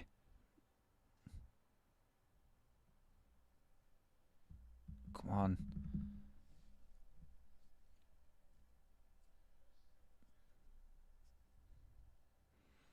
All we had to do was match him. Match him up.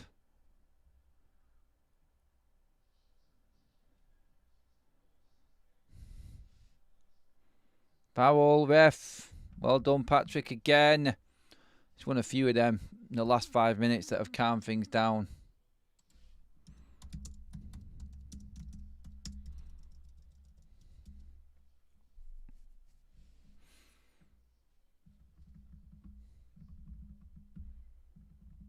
They're aggressive. I'll give them that. Like the game is settled now. It was just like, Ruben, I read out the quotes this morning. It's how you start the game. It's that intensity that you bring at the start of the game. That is massively important. And then bang. Like, you should have been 4-0 down and game over after 20 minutes.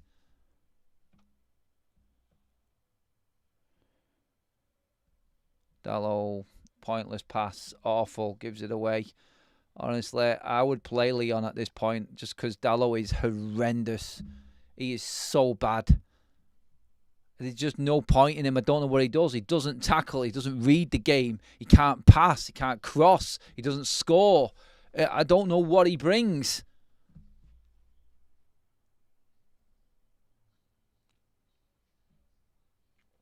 Here comes another long throw.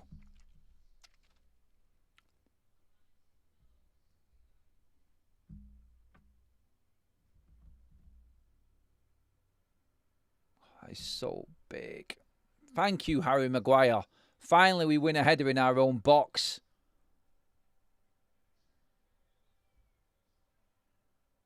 That's United throw. Well played, Brian Mbeumo. Good defensively, a good up top at the moment for Mbeumo.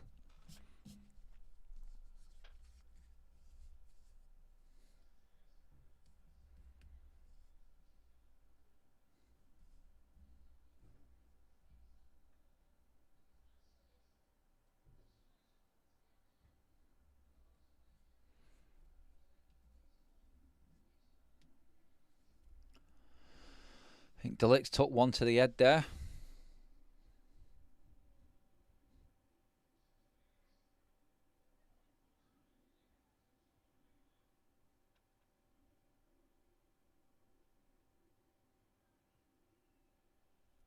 Come on, let's get this out.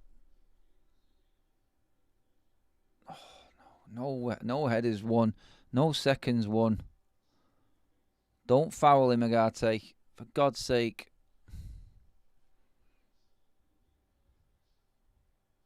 Well done. See, that's what happens when you stand off. United move forward. That's from Agate. Well played, Manuel Agate. Go on, Matthias. Easy ball, Bruno. Oh, Bruno's there. We've got to make the right choices. Oh, that was a chance. Oh, Cunha at his best and his worst there. Bruno's the ball there. He's clean run on goal. It's a corner. Cunha showing how dangerous he is. Agate doing good things.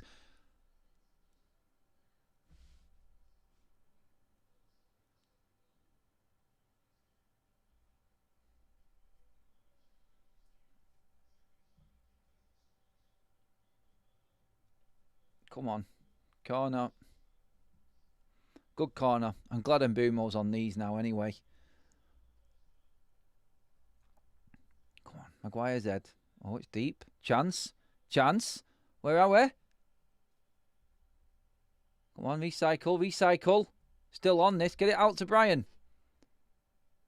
Bruno. That's poor Bruno. Come on, mate. It's better from United. Actually winning the ball back high. And then Shaw, it too slow there, mate. Come on.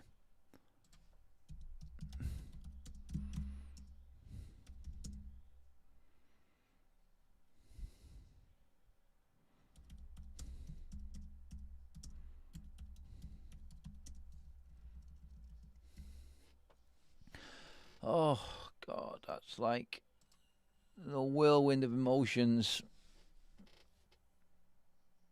in such a short space of time.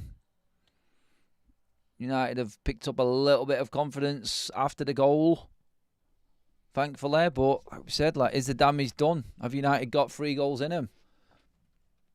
Now United are going to try the long throw. Dello's been obviously pumping it at the gym. Let's see how long this is compared to theirs.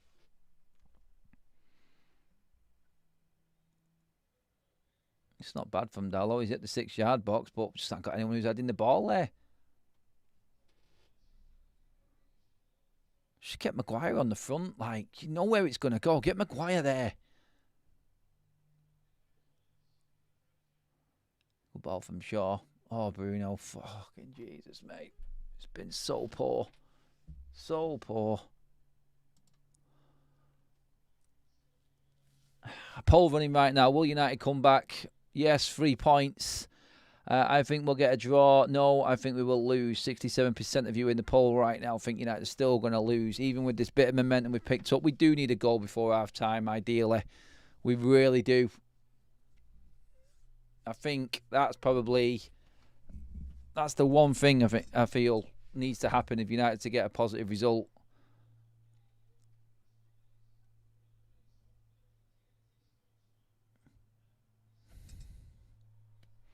We just look so pressured and so panicky on the ball. Honestly, Brentford look so calm. Oh, that's nice. Good from Cunha. Go on, Benjamin. Getting a lot of the ball. Oh, and Bumo takes it too far. It's a nice move from United, but again, it just breaks down with the final little pass.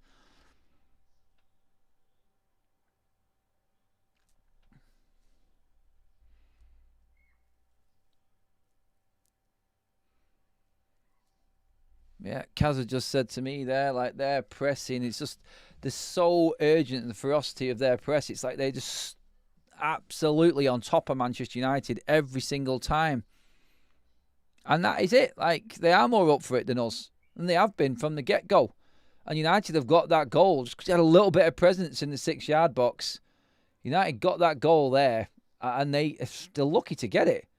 Because we should be 4-0 down. But for Altay Bayındır, United have in this game. And credit to him. Credit to Bayındır for the saves that he made. Because without him, done. Absolutely done we are. Long time to go. I'm glad we got the goal. I could have done with one before half time. I don't know at the moment. The game's flying by because United are losing. As it always does.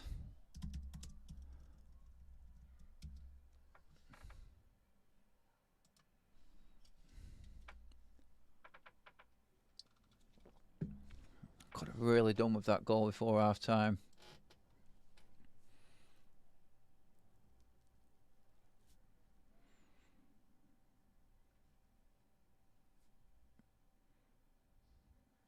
We started to win headers at least anyway.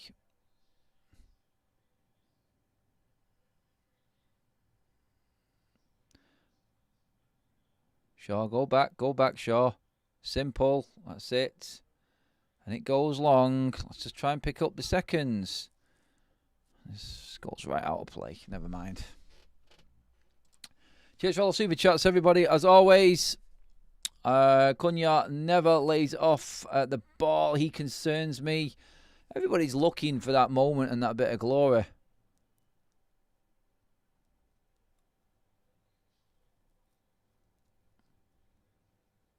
Get Delal sold in January.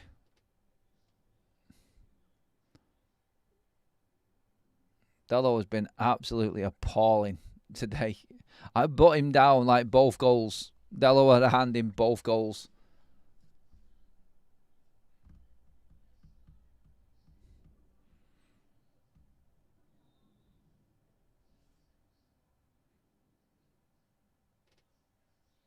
Oh, Shaw, for God's sake, mate. Come on.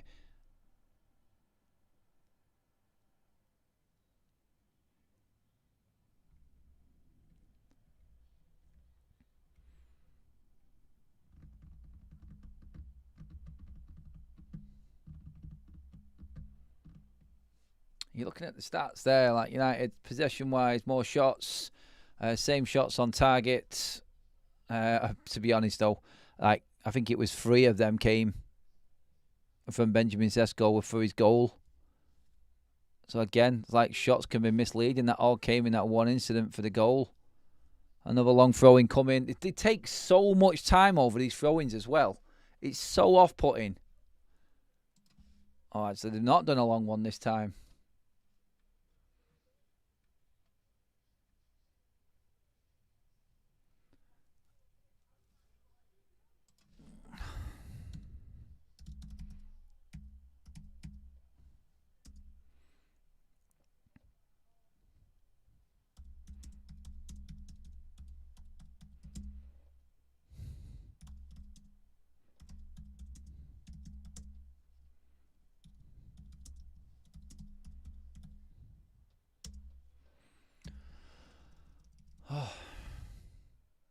United have been suckered into thinking it was a long throw coming. Oh, God. Brentford played us big time there.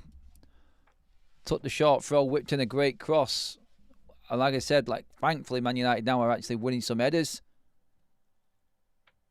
There's still no organisation to our game or our play. Bruno tries to release Mbumo, and it's snuffed out by Hickey.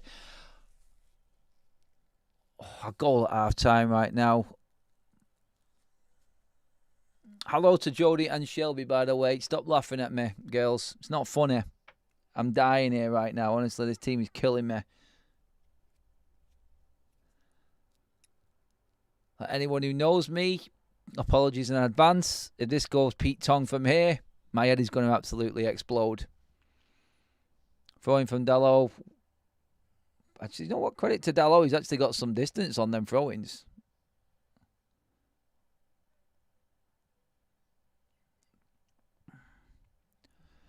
At least United have kind of scuppered the attack, counter-attack as such, of Brentford.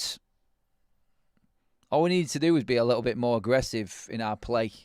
Play like Brentford did in the first 20 minutes. And we might still have a chance in this game.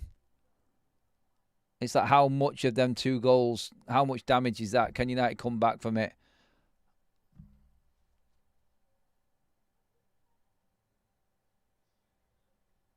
We can't pick up the second balls at the moment. Momentum's going back with Brentford again now. We just don't have any control. That's my biggest concern. There's no control in the game for United. There's no prolonged periods of possession. Brentford are very aggressive in the press, very aggressive in the tackle. And United just don't have the time that they want on the ball. And I don't know if that's a Ruben thing with this system and how it works that way.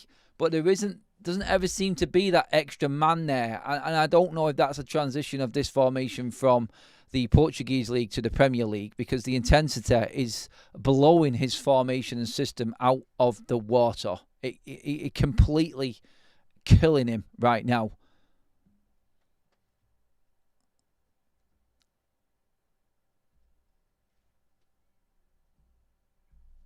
Brentford just taking the sting out of the game now. It's like they're just teasing United in. That's all it seems to be. You're waiting for them to... It's like that coiled spring ready to go right now. That long diagonals coming, and then United will be done again.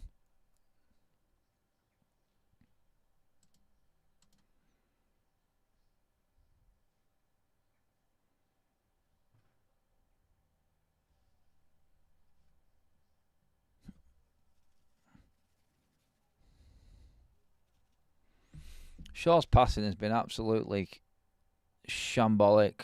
And look at that. Not alive, and Brentford almost through again. Just because Shaw gives it away needlessly. But every time United make a mistake or the ball goes out or we misplace a pass, Brentford pounce on it instantly. It's like wait for United to make a mistake, then go and go heavy. Wait for the mistake. They will make a mistake.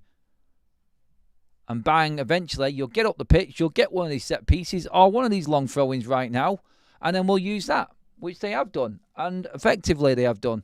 Because, again, I keep going back to it, but for Altay Bayındır, Manchester United are cooked.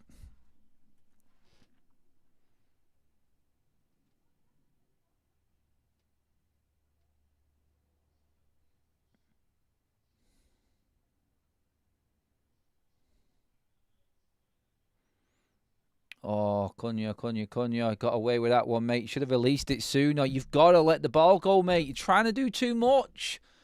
Man, I love the guy's passion, but Agate's there. Let it off for him to just punt it.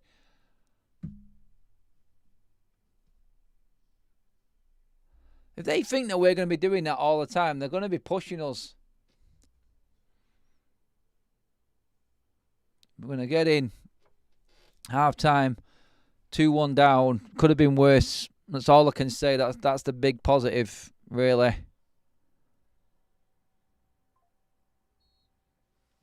Yep, and that is half-time.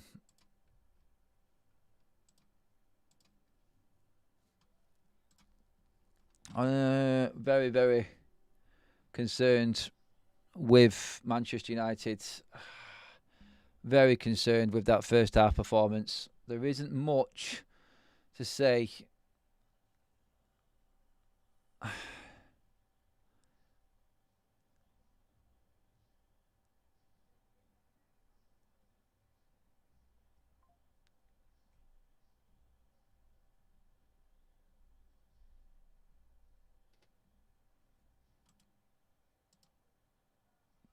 Right.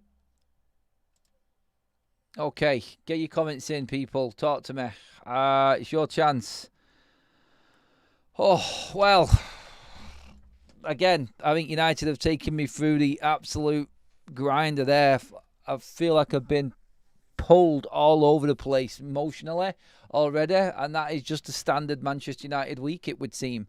First of all, breaking that first half down, if you are watching along the watch along, or you've not just dropped in at half time now to listen to the analysis at half time, you would have seen me. Actually, I think my head spun around about 50 times. Gone. Apologies for the reactions, but I cannot handle professional footballers who have had a full week to prepare.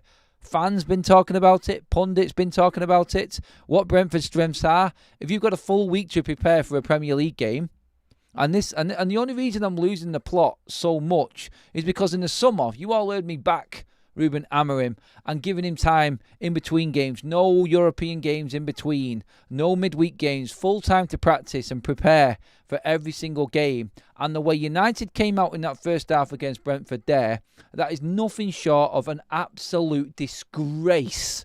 Ruben, every single player on the pitch, every single one of them, you are an embarrassment to the shirt for that first 20 minutes, apart from Altay Bayındır, who kept United in the game. I've got no concerns in saying that. They were pathetic, absolutely pathetic in that first 20 minutes, United. Because we had a little bit of nous and a little bit of professionalism and go-get-it attitude from Bryan Mbeumo and good reactions from Sesko, we're not completely out of this game. The only positive, Bayındır saves and Sesko and Bryan Mbeumo. That's it. I can't think of anything else. There's some players clawing their way back into the game a bit. Agate's done a couple of good things. Dorgu. Bruno is anonymous completely. Cunha's trying to do too much, I feel, in my opinion. I don't know what everybody else feels about that. I could have got us in trouble there at the end of the half, but you cannot go into a Premier League game that slow and that sluggish. Honestly, before this morning, in fact, I was reading out Ruben Amorim's embargoed press conference comments. You have to start quick. You have to react. That is all important. Oh my God, we were so the opposite to that in that first 20 minutes.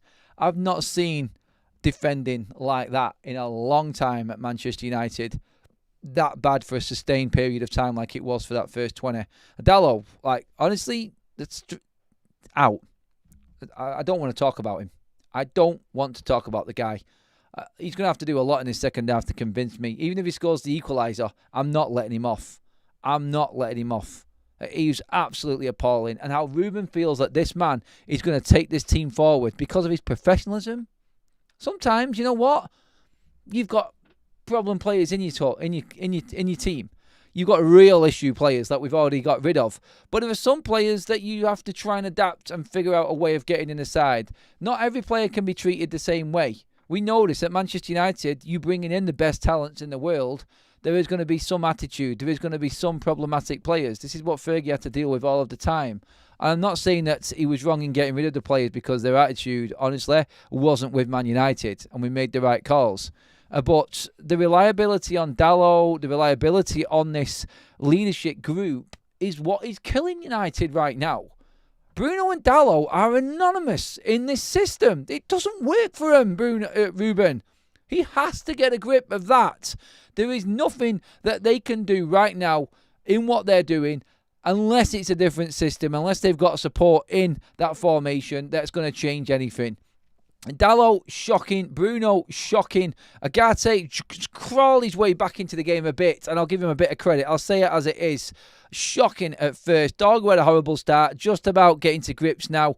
Shaw, I don't know, can't seem to pass the ball for some strange reason. Maguire's grown a bit, and De Ligt started to come into it, but they were anonymous in the first 20 minutes as well. The whole back five and the midfield too, pathetic in the first 20 minutes of the game. Sesko, Cunha and Mbeumo feeding off scraps and whatever they can do right now. That's how I seen that game there. But long throws, long diagonals, all week I've been saying this. They will play the ball quickly. Manchester United have been undone by 2 long balls. We brought in Maguire to deal with these long balls. We haven't won one header in our own box until after the first 20 minutes. We should be out of sight. We should be completely out of sight. And I said this before. The only problem I've got with Ruben, and where I want to give him time, is this formation would work in a different intensity, in a different league. The problem he's had here today is it's easy to play against United because you can prepare your whole week to work against Ruben's system because he won't change.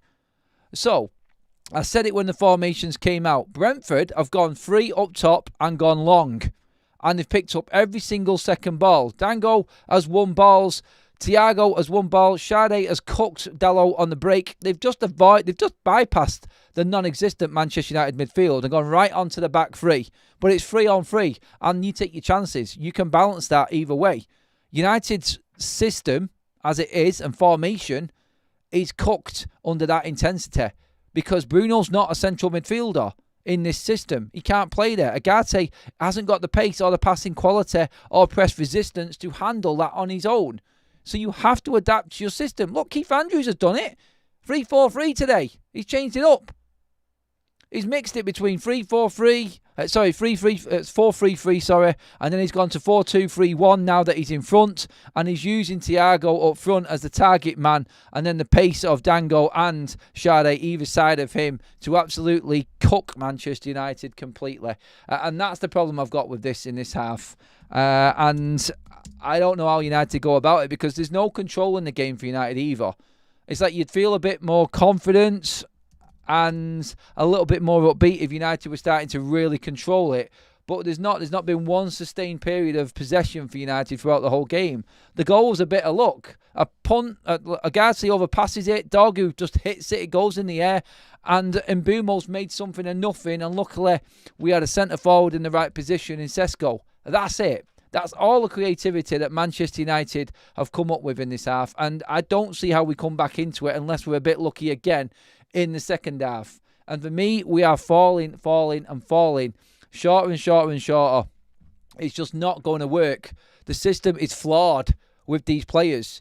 And it's easy for Brentford to play around us. Even at the back end of that first half there, Manchester United were being put under pressure by simple football tactics.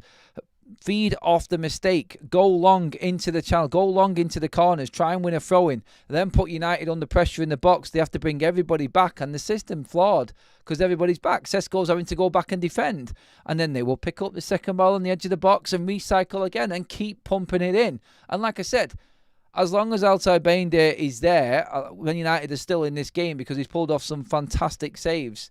So that is the only positive I can take from the game. The fact that Altay Bayındır is pulling off worldy saves for Manchester United, the only player on the pitch performing to the level that he should be doing. Thank God. Like we're all talking about not playing Senna Lamens, he would have been under a massive amount of pressure in this game. And you can imagine the headlines, can't you? When do you play him, though? Because this is going to come. Because every single coach can play against Ruben Amorim's system. Because they know what's coming. So our goalkeepers are always going to be under pressure. There's so much that you can pick from Ruben's system, which is easily dissectable. And that, I feel, is where he's going to end up getting the sack because he isn't adaptable. He isn't. And God knows what he's going to do in the second half now when we need a goal. That's my big problem. And I honestly... what changes can you make? It's about keeping hold of the ball. It's about being able to be calm under pressure. Thank you for the super chat block as well, buddy. We are shite. Basically, it sums it up, doesn't it? In one go. This, I feel now, is probably the defining moment. We said it at the start of the game. It is the defining moment. This game of the season, like United have to win this. But if United manage to get 3 points from this, then I'm thinking, all right, at least the mentality and that winning mentality is there. System, it's just not going to work. United are going to have to find a way out of this and dig themselves out of it. Please keep liking the video as we go along throughout the second half, everyone. Not far away now from kickoff. So, yeah, we are... What? Yeah, they're coming out for the second half in a moment, actually. So, hopefully, I don't know. Again, there's that word hope. That's all I've got. That is all I've got.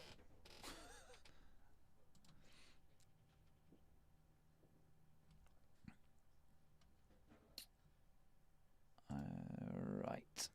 Just playing around with a few things in here.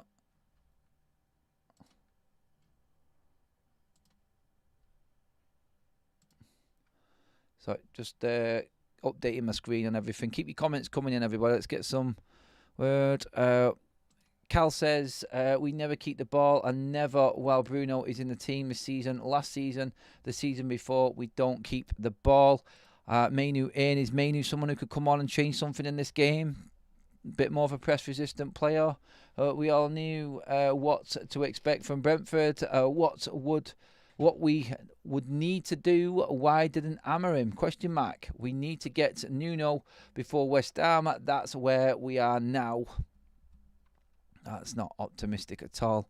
How the hell have Man United had 10 shots? Someone tell me where them 10 shots come from. I don't know what the stats are saying there. That doesn't look true. That's not real, is it? Surely not. Can't be. We've not had 10 shots, have we? I don't know. Anyway, I'm glad to see. I'm glad to see Sesko get on the score sheet. Big positive. But I don't know. Sesko's goal, Baynday's performance. That's me done. In terms of positives, anyway, that is me done.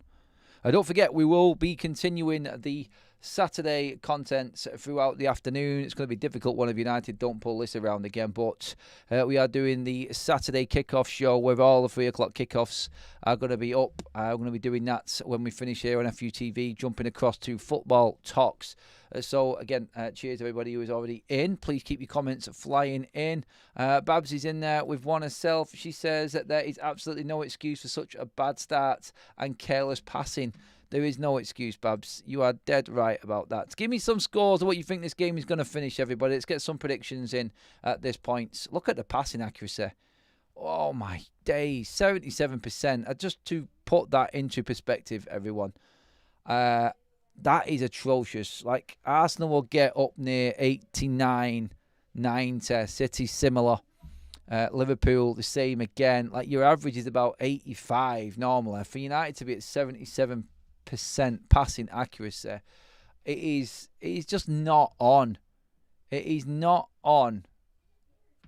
United currently sitting 12th in the table. A draw's not even good enough for Ruben right now either. 4-1 to Brentford. 4-2 to United, says Ranko. I hope so, mate. 3-2 United, says Colin. 4-1, says Ginge to Brentford. Players are in the tunnel, everyone.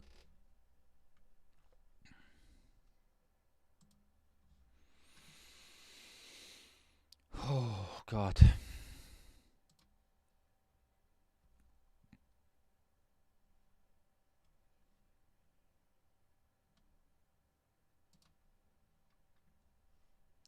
Right. What's going to happen in the second half? Doesn't look like any changes for Manchester United so far, from what I can see.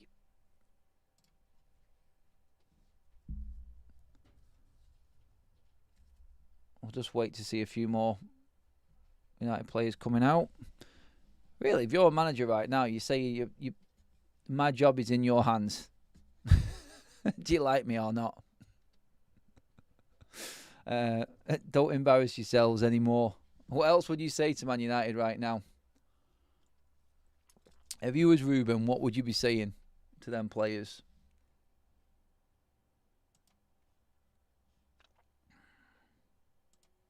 Stop embarrassing yourself. 3-2 Brentford, 3-2 United. A few optimistic people in the chat at least anyway that we can turn this around.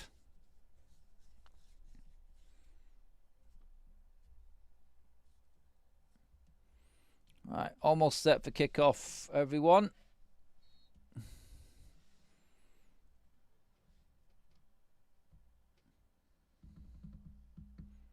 And we're underway. Off skis. I don't know why.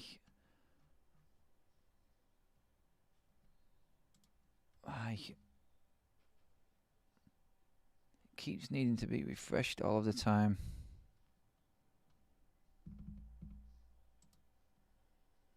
Okay.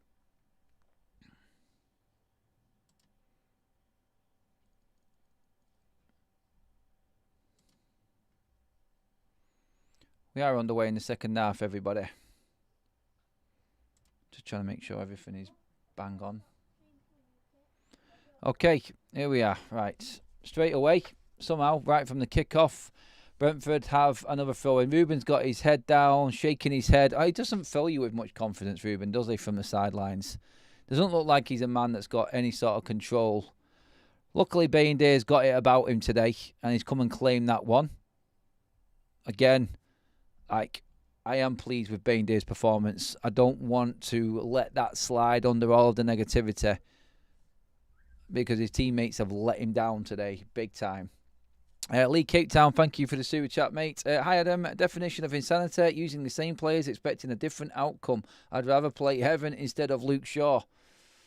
United coming forward right now. I know what you mean by that, Lee Cape Town.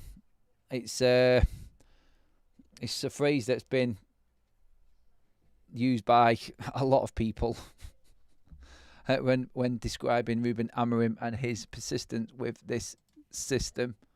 Ruben Amorim shaking his head in the dugout, can't even watch. It just, like I said, Babs, that's just not a good sign. It's not a good look, is it? It doesn't look like he's got control. And if you haven't got control, what hope have these players got?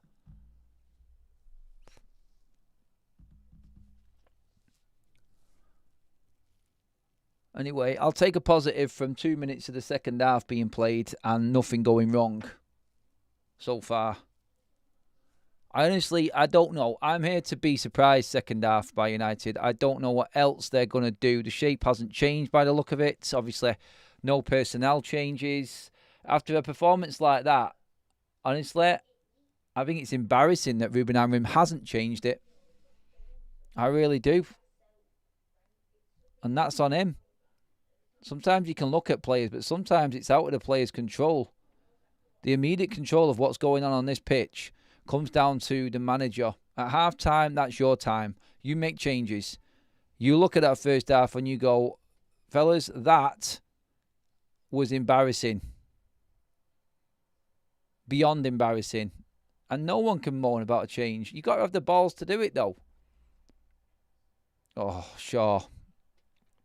God. Yeah. That second half there, starting it off, Luke Shaw and what he's just done there, for me, has just drained all hope out of my body. Little things like that. It's just not professional. It's not. It's not.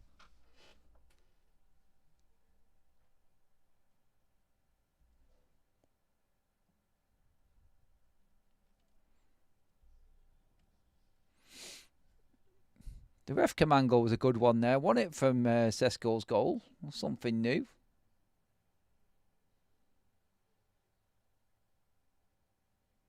Oh.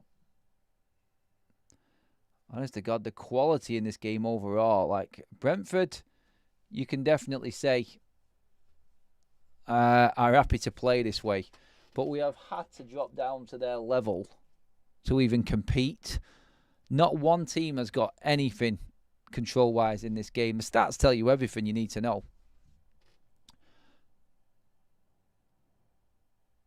Like, both teams pretty much same amount of passes. Both teams same passing accuracy. Both teams having to go long and hope.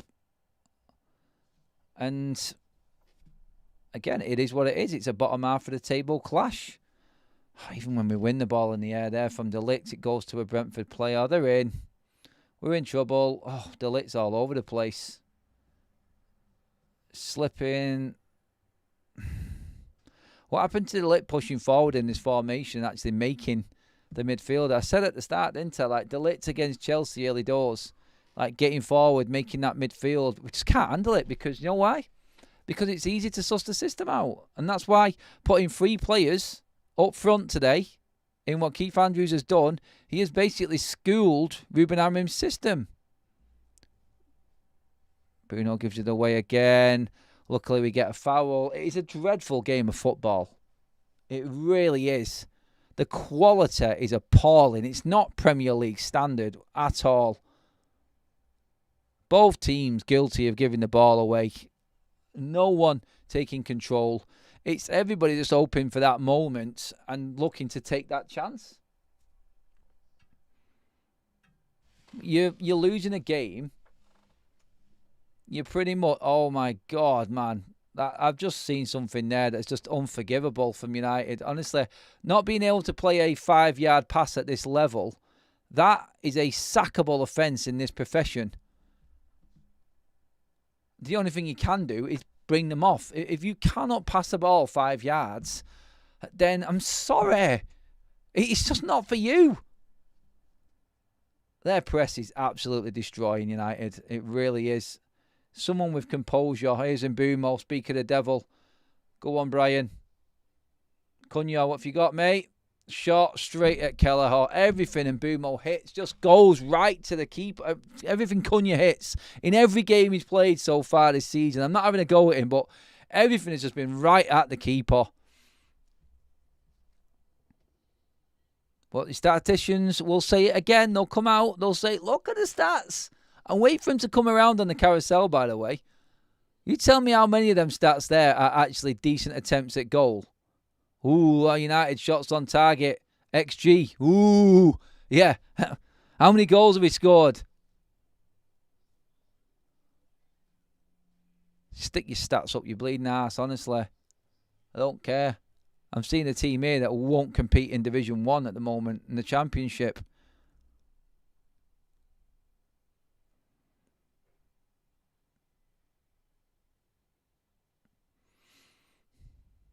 And Mbumo having to come out so wide to get in the game. Dalot, honestly, sorry everyone, fuck off. Don't put your hand up in the air and duck your head. Like, the ball wasn't on, mate, in the first place. Recycle, keep it, put the pressure on. No, here comes another long punt.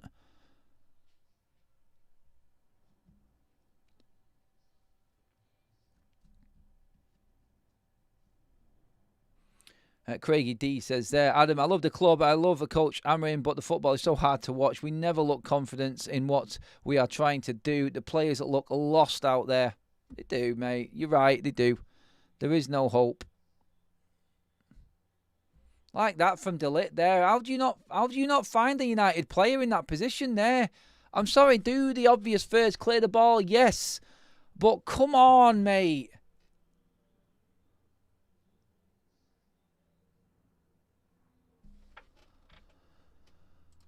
Get Delo off. I know, I've said it.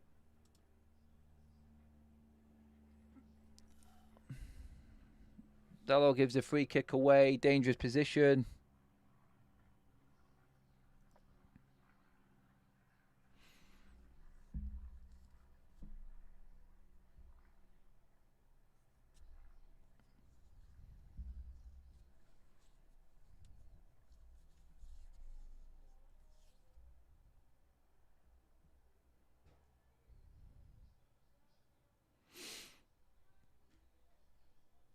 Oh, I'm worried for this one. In-swinger as well. It's going right on Bainder's head. Oh, my God. The worst free kick they've hit all day. And it still ends up at a Brentford bleeding player. How are we 10 minutes into the half and we've still not managed to take control or like mount any serious pressure? I thought we were behind. Instead, you've got Brentford trying to kill the game off. This is where we are.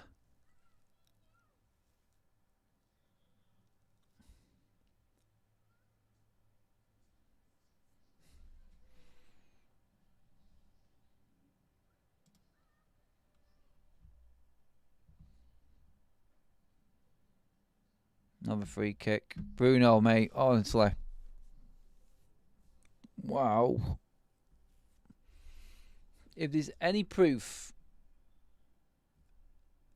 anybody needed ever, Bruno gets the yellow card as well. If anybody needed any proof ever that this system doesn't work, and you can have all of your opinions about Bruno, look, he is absolutely useless. Beyond useless in this system. He's lost. Ruben has finished Bruno's career off at Manchester United completely. He's just got the first yellow card of the game. And, oh, God.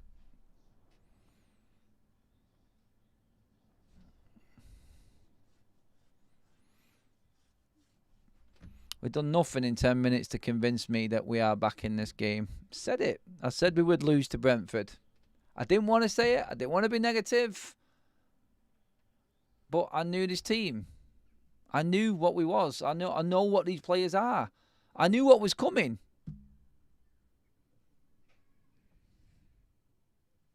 Got a bit lucky. We've got to get lucky. That is the only thing that's going to get United anything in this game is luck right now.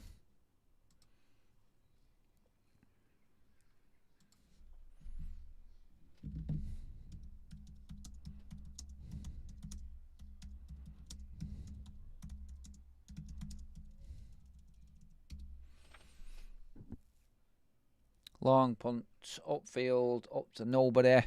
Come on, Brian. Don't pass it to Dallo. Good man. Oh, almost. Decent cross in. Brian Mbeumo again. The only hope.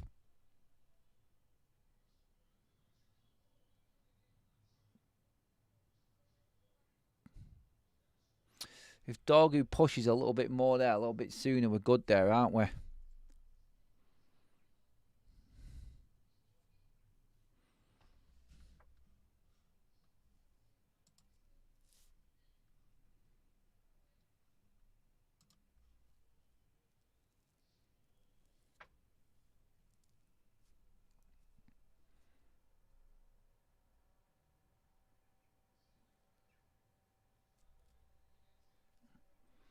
Cross comes in, right into Bayende. I don't know, the game is sort of dying off at the moment, which is not what we need.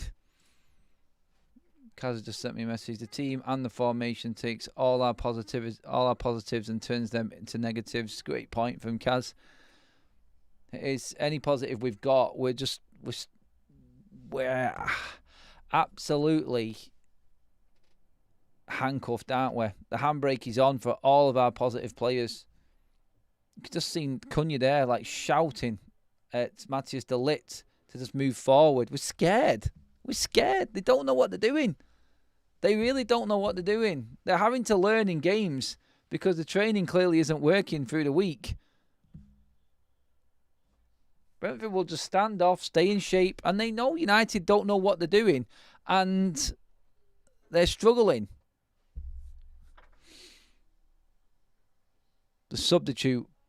The next substitute, well, the first substitute, isn't it now?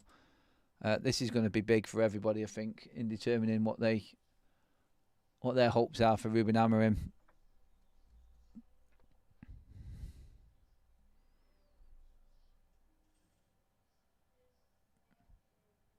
It's a good ball from Cunha, Bruno. Straight across. He didn't even look up then, Bruno. He just smashed it across. I know get the cross in early and everything like that. And maybe there's a forward that should have anticipated maybe a near post run.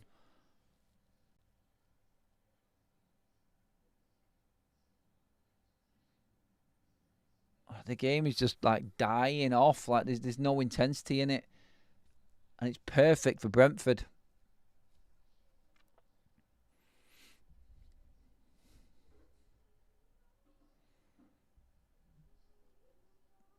Easy, like honestly, like Cunha's just turned around there from pressing Kelleher, like looking around like who's with me. There's no one because they don't know what they're doing.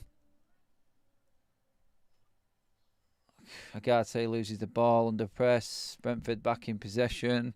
Fucking hell.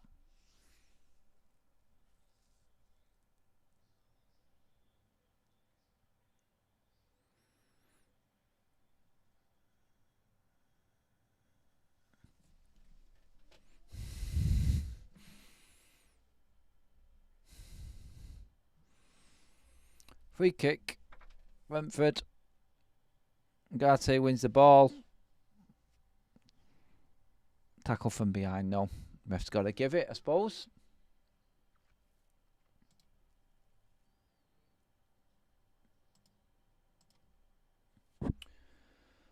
Oh, man alive. This team. Has anybody seen anything in the second half that could encourage you at all? I'm not seeing it. I'm not. That free kick comes in, and that should have been another goal for Brentford. Because United didn't win the first ball, and we didn't win the second. Bruno defending, pointless. And Shaw, I don't know, it's nowhere near it. Should have been another goal. Should have been 3-1.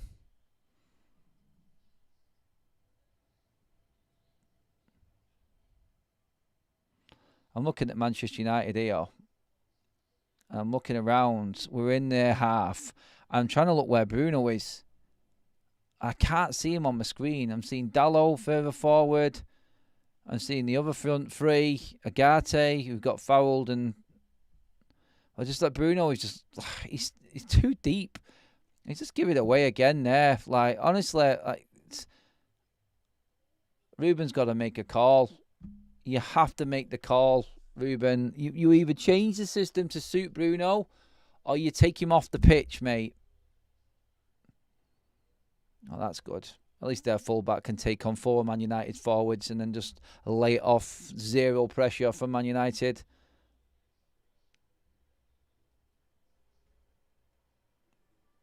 Yep, there we go. 1, 2, 3 balls there, just bouncing around. United players nowhere near them. Brentford all the time in the world.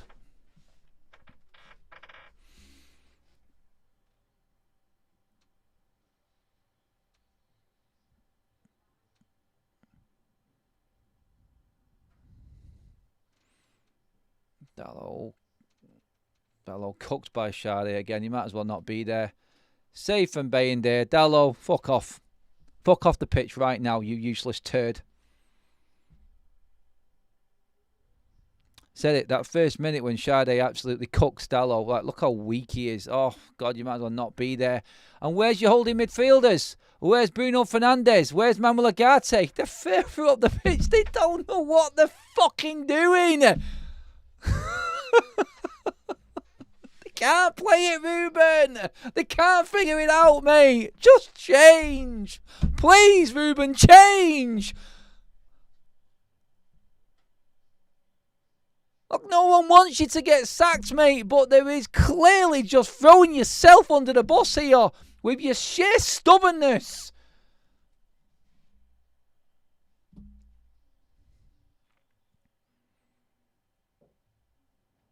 It's too easy. Keith Andrews, he's never managed before in his life, by the way.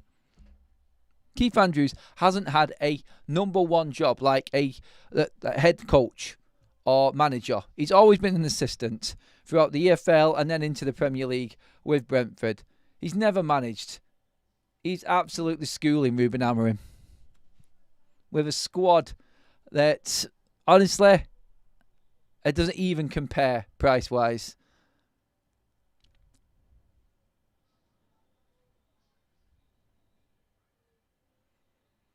Ronnie Yoro and Kobe Mainoo coming on the pitch for Manchester United.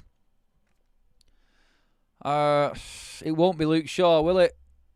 It'll probably be De Ligt. Oh, Cunha's doing too much again. He's got credit to him, though. At least he's fought and won it back. Can Dalot keep the ball? Oh, well played, Cunha. That's good play. All right, Dalot. Have we got a cross? All right, that's not bad. Oh, Cunha turns into trouble. Move over. And United caught up on the counter-attack. Well played, De Ligt that time. Oh, well, at least Manchester United actually showed a little bit of something there. Honestly, right now, I'd take Bruno off and leave Agate on. Bruno's lost, frustrated. And when Bruno's frustrated, he does things that he shouldn't. I don't care if he can win you the game. Bruno isn't in the same position where he was before. He cannot win you the game from number 6. Go on, Brian. We'll have the corner. How are you not giving a corner there? You fucking asshole! How are you even seeing that from there? Maguire.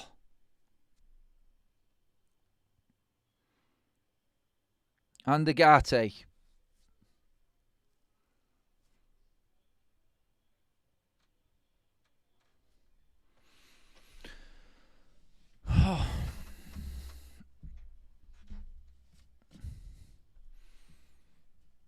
I don't even want to listen to what Ruben Amorim has to say if he loses this game.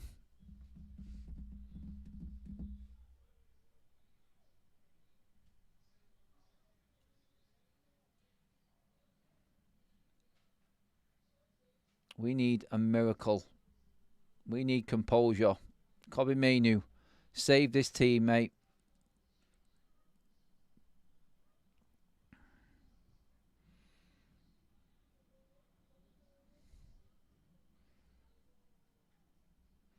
Looks like Kobe's sitting at 6 and Bruno's going to be pushing forward. Oh, that's nice from Cunha. Oh, Doggy, you got away with that, mate. That was a horrendous touch. And maybe that's the bit of luck that we need from this free kick, maybe.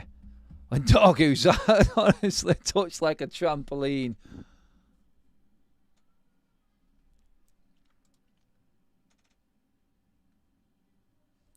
Yeah, Mike.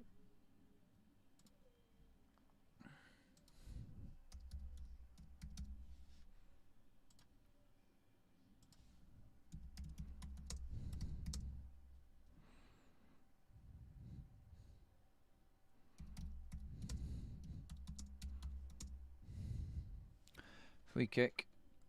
Then don't win the first ball. And we've got 3 Brentford players, all ahead of Manchester United players. United, at the moment, I've got a 4-on-1 situation here. Luckily, Brentford can't pass either, and we get away with it. Luke Shaw tried his best to lose the ball again.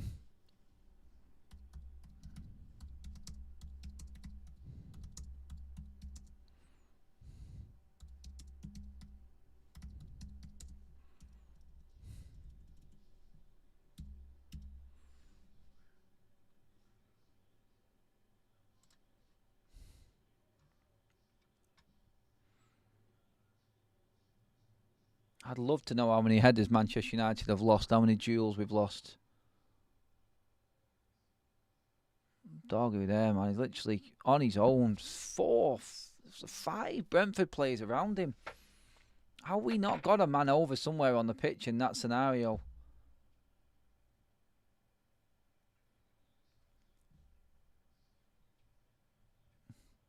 Boomo. Oh, no one there. God, the quality.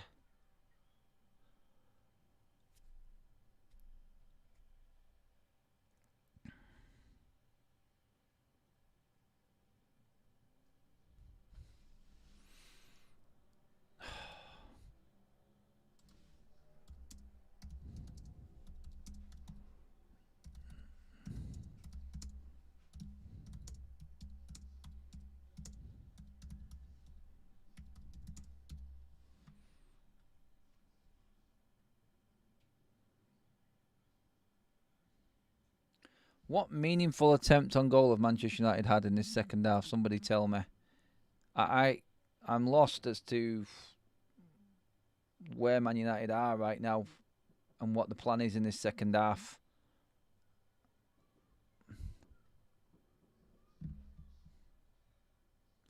Don't forget, everyone, I'll be doing my full review of the game here live. We will repost it out afterwards as well for everybody as well to catch up later on. We're going to be doing that. Then we're going to be shooting across over to Football Talks. Maybe we'll watch a bit more quality football. Even at the moment, if United equalise, like, it's still not enough. It's not enough.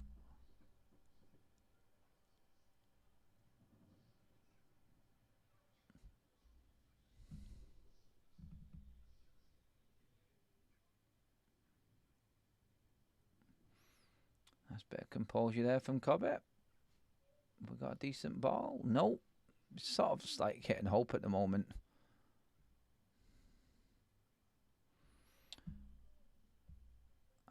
United sustaining a bit of pressure in the last 5 minutes. Well, possession anyway.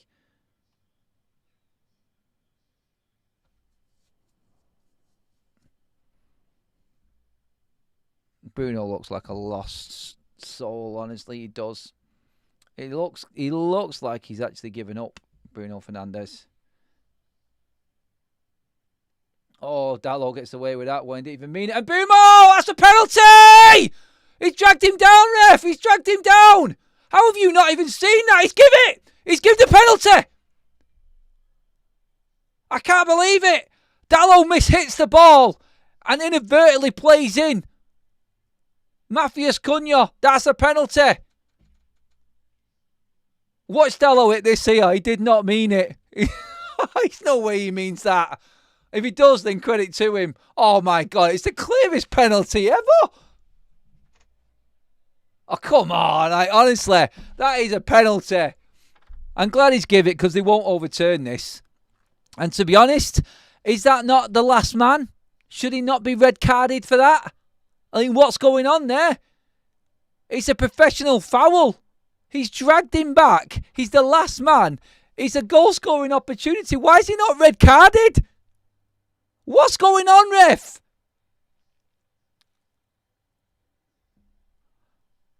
How is he still on the pitch?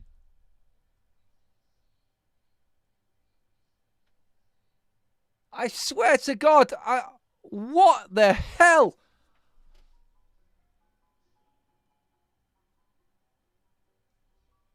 It's a red card.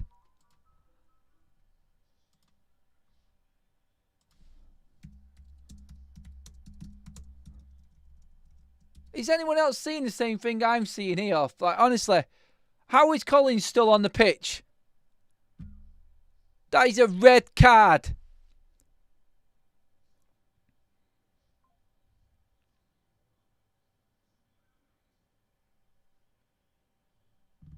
He's absolutely pathetic refereeing. What are we waiting for here?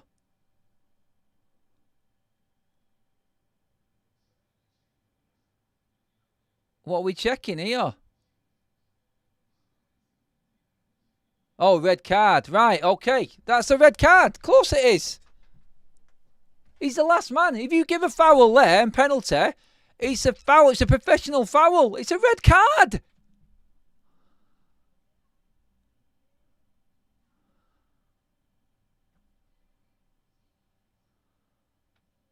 Get him off the pitch.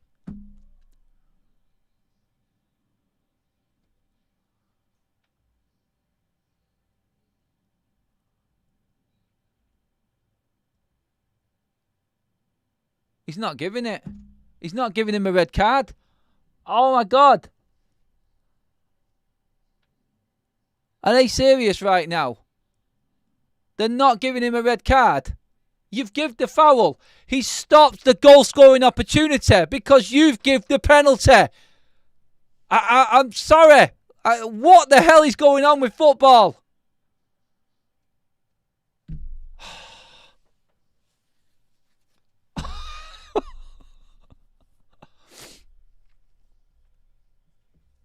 Can't believe it. I cannot believe it. The game is finished. It is. It's done.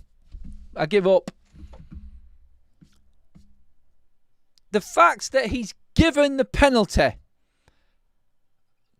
it is a foul. You have to have fouled someone to give the penalty. So straight away, you look at the foul and you've given a penalty because he's pulled him back by his arm. He's not even made an attempt to play the ball. And that's not a red card. It's him and Bumo and then the goal. It's a red card. Good God. Anyway, done. Penalty. Bruno. Again, like Bruno could be the saviour of Manchester United here. He doesn't deserve the accolades, but look, he's there to put the spot kit away, and this is pressure. This is pressure. These are the situations that he does normally thrive on. So, come on, Bruno Fernandes. Please, Bruno Fernandes. We need this.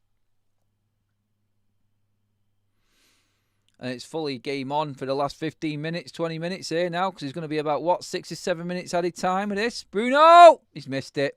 Fucking hell, man. That tells you. Oh, God. Oh, my God.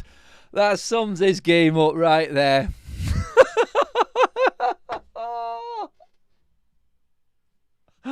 Oh, man. Oh, this team. Do you know what? You get what you deserve in football. You get what you deserve. Oh. They're a hard team to watch this. They're a hard fucking team to watch this, Man United.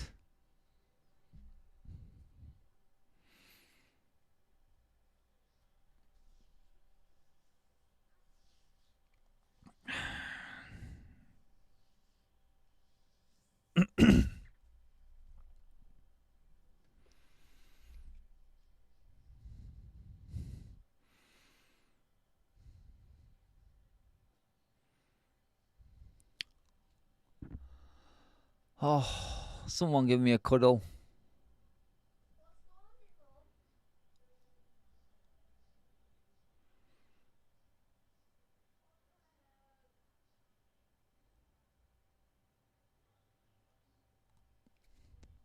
You know what? Doggo, foul, don't even care anymore.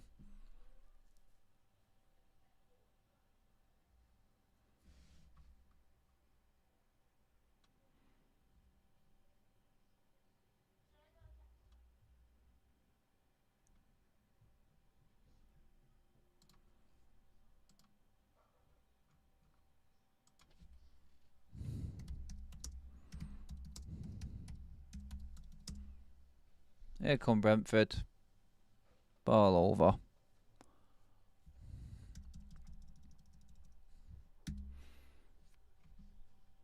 Don't know. Don't know where we go. Don't know where this, like... Honestly, there's no way he survives. There's zero chance that Ruben survives. He can't survive after this. That would have just set up at least a bit of an exciting end to the game, wouldn't it? It was like just give us something to cling on to, a bit of hope. Come from 2-0 down to draw 2-2. You could have started writing up the positives.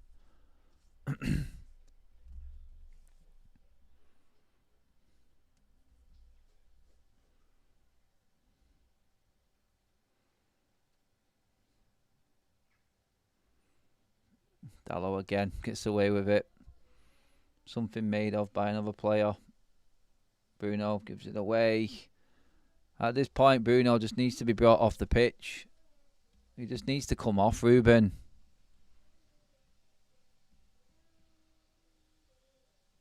You're done, mate. You are fucking done.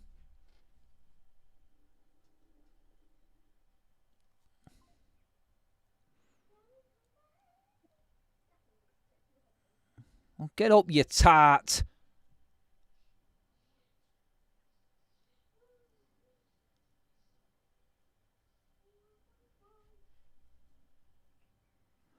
Ruben, why are you even talking to Dallo? Why? It's pointless giving him instructions.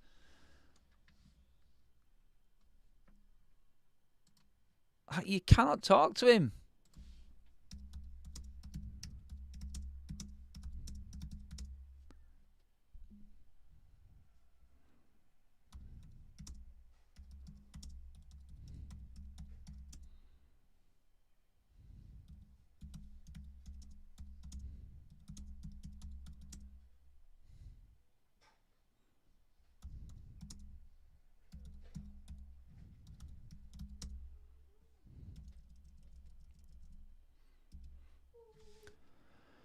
All right, Cunha on the break. This is going to be a yellow card. Surely for Sade.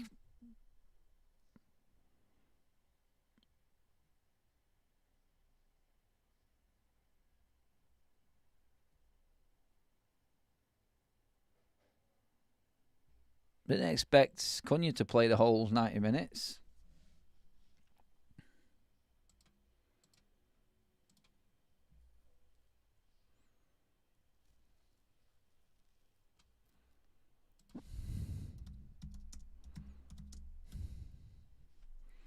Mount's on.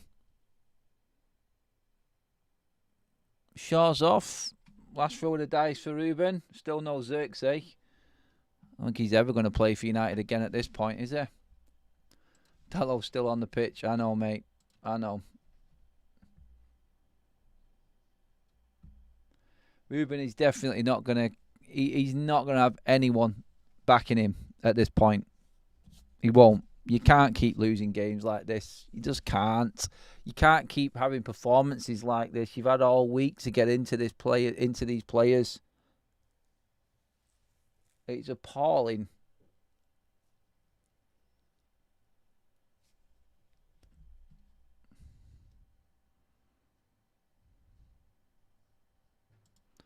Isn't it? Can't seem to formulate a team that can play together. They can't. They don't know where to be.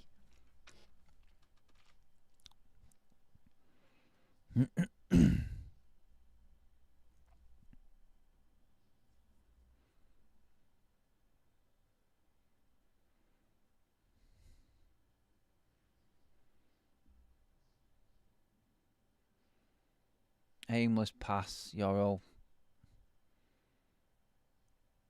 Aimless pass from Dog, who get away with it. Aimless pass from Mount, don't get away with it. It's all hit and hope from United. And we've got a throw-in out of it. There's no progression at all. There's nothing in it. And now my stream is skipping as well now. It's like, there doesn't seem to be, and I said this before as well, there's no control in Man United's game at all. It's like it's all hope that something might happen from putting the ball in a certain area. There's no phases of play. There's no connection. There's no understanding of where each player needs to be. All of this is... Long throwing comes in, delete, and it's over the top. God.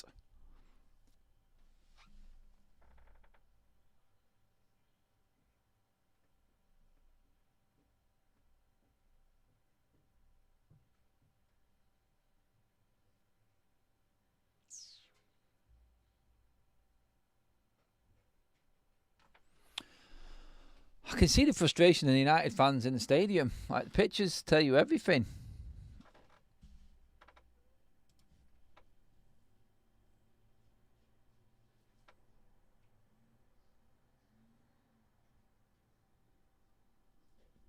They're the hardcore. They won't put up with this for much longer. Again, that's like I said now, you can't expect to beat Liverpool. So this will be another, how many weeks, months that we go by. Like I said before, without winning 2 games in a row. This is the thing. It's like, it moves on. Oh, the lid slipped. Good God. Get away with it.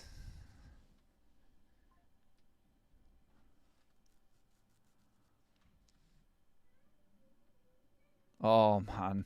Can't even win it when the guy's on the floor. Oh, and then Dorgu. That's just idiotic. It's so immature, honestly.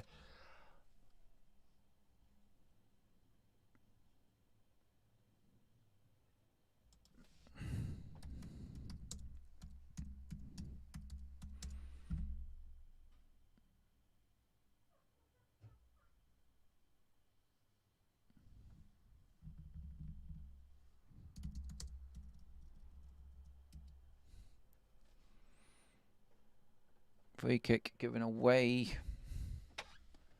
I want to look. I need to refresh my page. Xerxes coming on now. What Xerxes will do, I do not know. We've not seen enough of him. I don't know how he fits into a Ruben system. No idea. I'm watching blind, by the way, as well now because my stream has gone down. It's probably a good thing, to be honest, isn't it?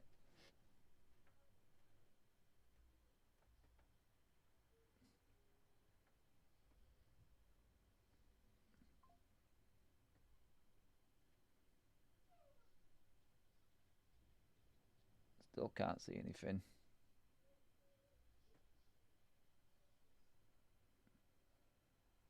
Still can't see anything. Got no game on.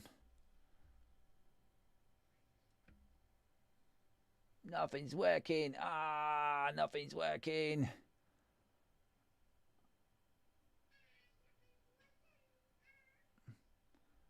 Is it? I've lost the game completely. Oh, I'm back on. There we are. Oh, well, nothing's changed much. I just turned it back on. Brentford are in here. They're falling over. United are falling over. No one can take control of the game, honestly. Don't get me wrong, credit Brentford have been more intense than Man United and probably deserve the win from the chances that they've created. But my God, the quality in this game for the Premier League has been absolutely shocking. It really has been poor. It's been an awful game of football. All Brentford have done is get in and about us, and we just cannot handle that at all. They've been more intense. They've been more assertive. They've known exactly what their game plan is, which isn't much. They just feed off Manchester United's nervousness and their system, whatever it is you want to call. They've given up on it now with Ruben anyway, and the mistakes that they will make. I mean, as Sesko touched the ball in the second half. I think he has. Oh. Chance and Bumo moment, maybe. Cross comes in, right into Kelleher. Waste of time. Same old story every single moment for Manchester United. Honestly. Wow.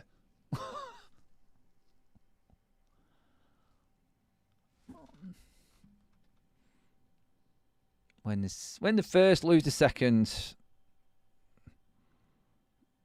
Win that back, then lose it again. Oh, wow. Wow. Is everyone watching the same game that I am here? Is this the Premier League? Can someone tell me if this is Premier League football? What's happened to my clock, by the way? Seriously. I think everyone's lost it today. At one moment there, my clock was at 106 minutes.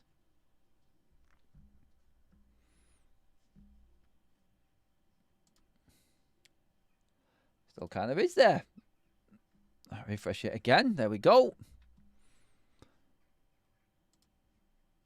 Right, I'm gonna need some help. Someone help me. What can I say? What can we take from this? Is there anything we can take at all from this absolute dross that we're watching here?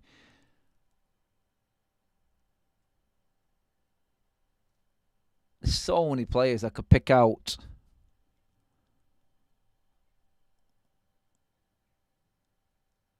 Well played, Benjamin Sesko. Good hold-up play.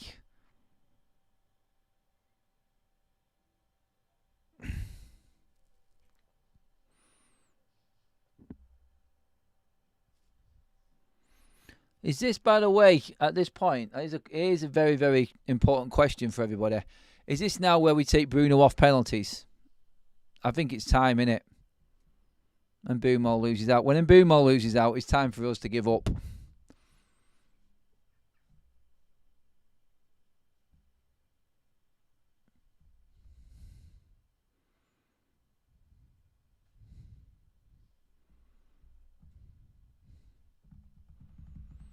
Welcome to the Members Club again, Andreas.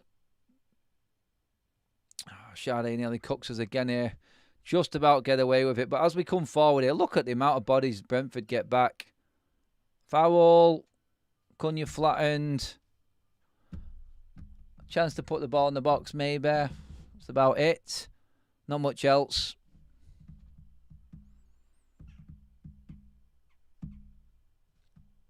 Last few minutes. Again, major talking points from the game. Whoa. How susceptible Manchester United were to the obvious in the first half that we said was coming. And, of course, obviously, the red card that wasn't. The Bruno Fernandes penalty miss. The fact that United didn't create one single chance, really, apart from that penalty incident in the second half when you're chasing a game. The fact that the players look lost in the Ruben Amorim system. I don't know what's more relevant at the moment. The concerning thing is in all of this is the fact that the players they don't believe in this system. They never will believe in this system. The chance is gone for that because Ruben, he's gone. He's gone. There's no way he can survive.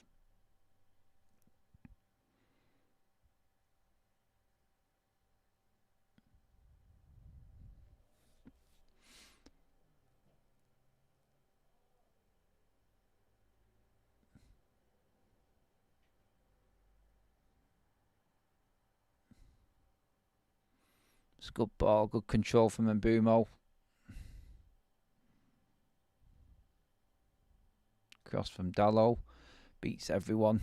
Goes straight out of play. How does the cross go out of play from there for a throw in, Dalot? And this is a go-to man. It's a go-to man for Ruben.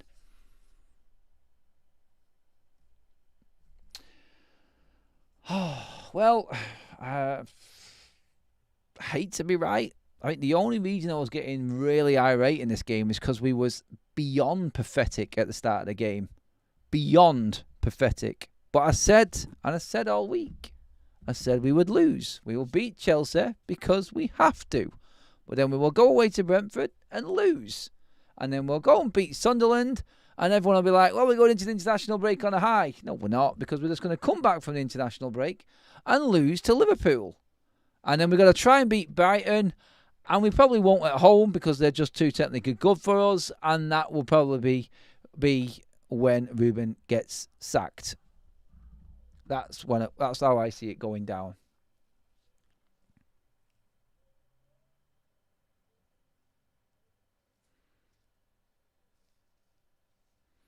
Cross from Dalot, Zirkzee. Oh, for God's sake. There's a 50p head if ever I've seen one there. You got to get that on target.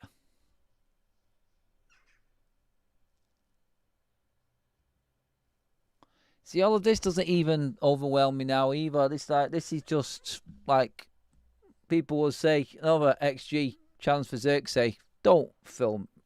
Don't try and pull the wool over our eyes. No one's falling for this. No one is falling for this. You look at the way you start games, not how you finish them. You look at how you react to going down. And I said it, if we don't score in that first half and get that equaliser, you're probably not going to see much from Man United in the second half. And now we're in the last few knockings of the game, and it's all got a bit desperate, and United created a couple of chances. This is exactly what we did against Manchester City. Sade's in the box here. Problems for United. Oh, too much space.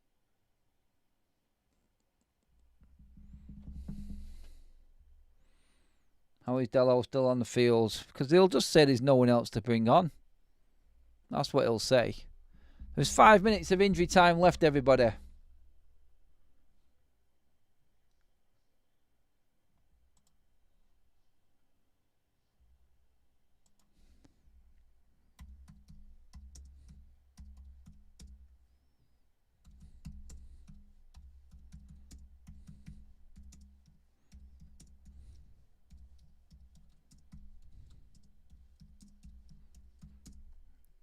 I look up, we had the ball, look up and backed up against our own box again instantly. It's like we just don't keep the ball. You take your eye off for a minute, you miss how Manchester United actually lose the ball.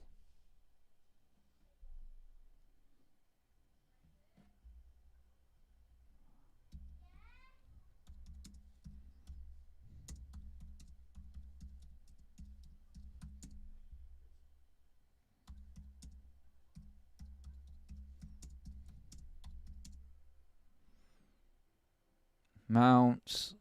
No.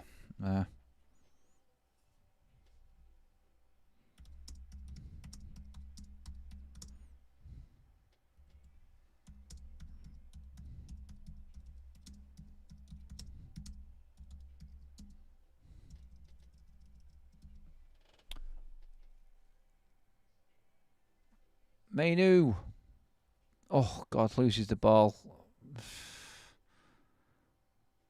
Under his own feet. Oh, 2-on-1. Shit. Oh, this could be the salt in the wound here for United. It is. 3-1. Fucking unbelievable. I don't know anymore. Wow. 3-1.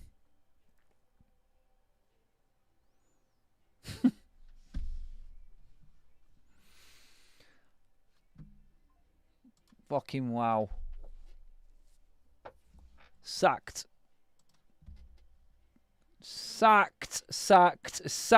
I'm done. I cannot handle it anymore. I'm sorry. I've seen a team that's had a full week's preparation And I've seen a team that doesn't have a fucking clue what they're doing out on the pitch today.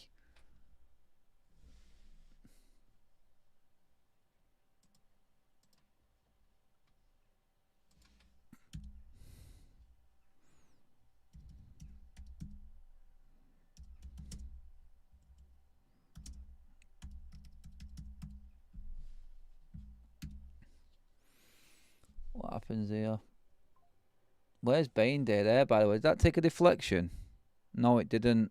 I don't know what he's doing there. Ball's moved and just gone in.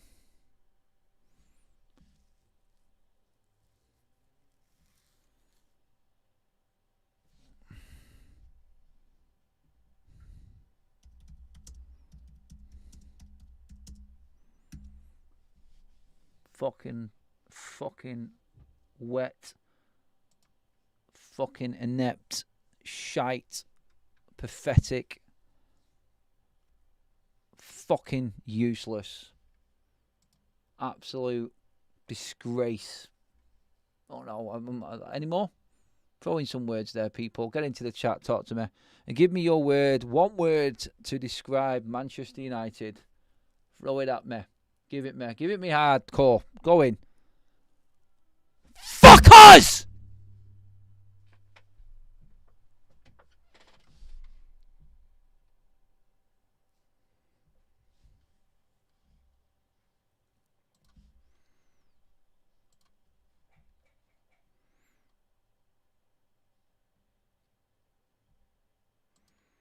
Thank you everyone for the super chats, by the way. People renewing. I say I'm lost with you. We're gonna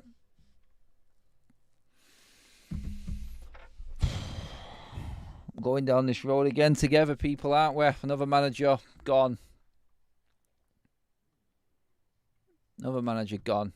Sean there says, I know we was crap, but the delay for the pen and the subs, that was unreal. Yeah, we're clutching at straws, mate, aren't we? We just can't keep hold of we can't keep hold of the ball.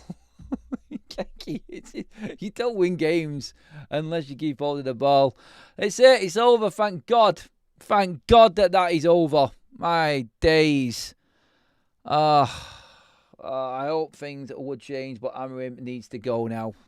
Yeah, I think it's the same for everybody.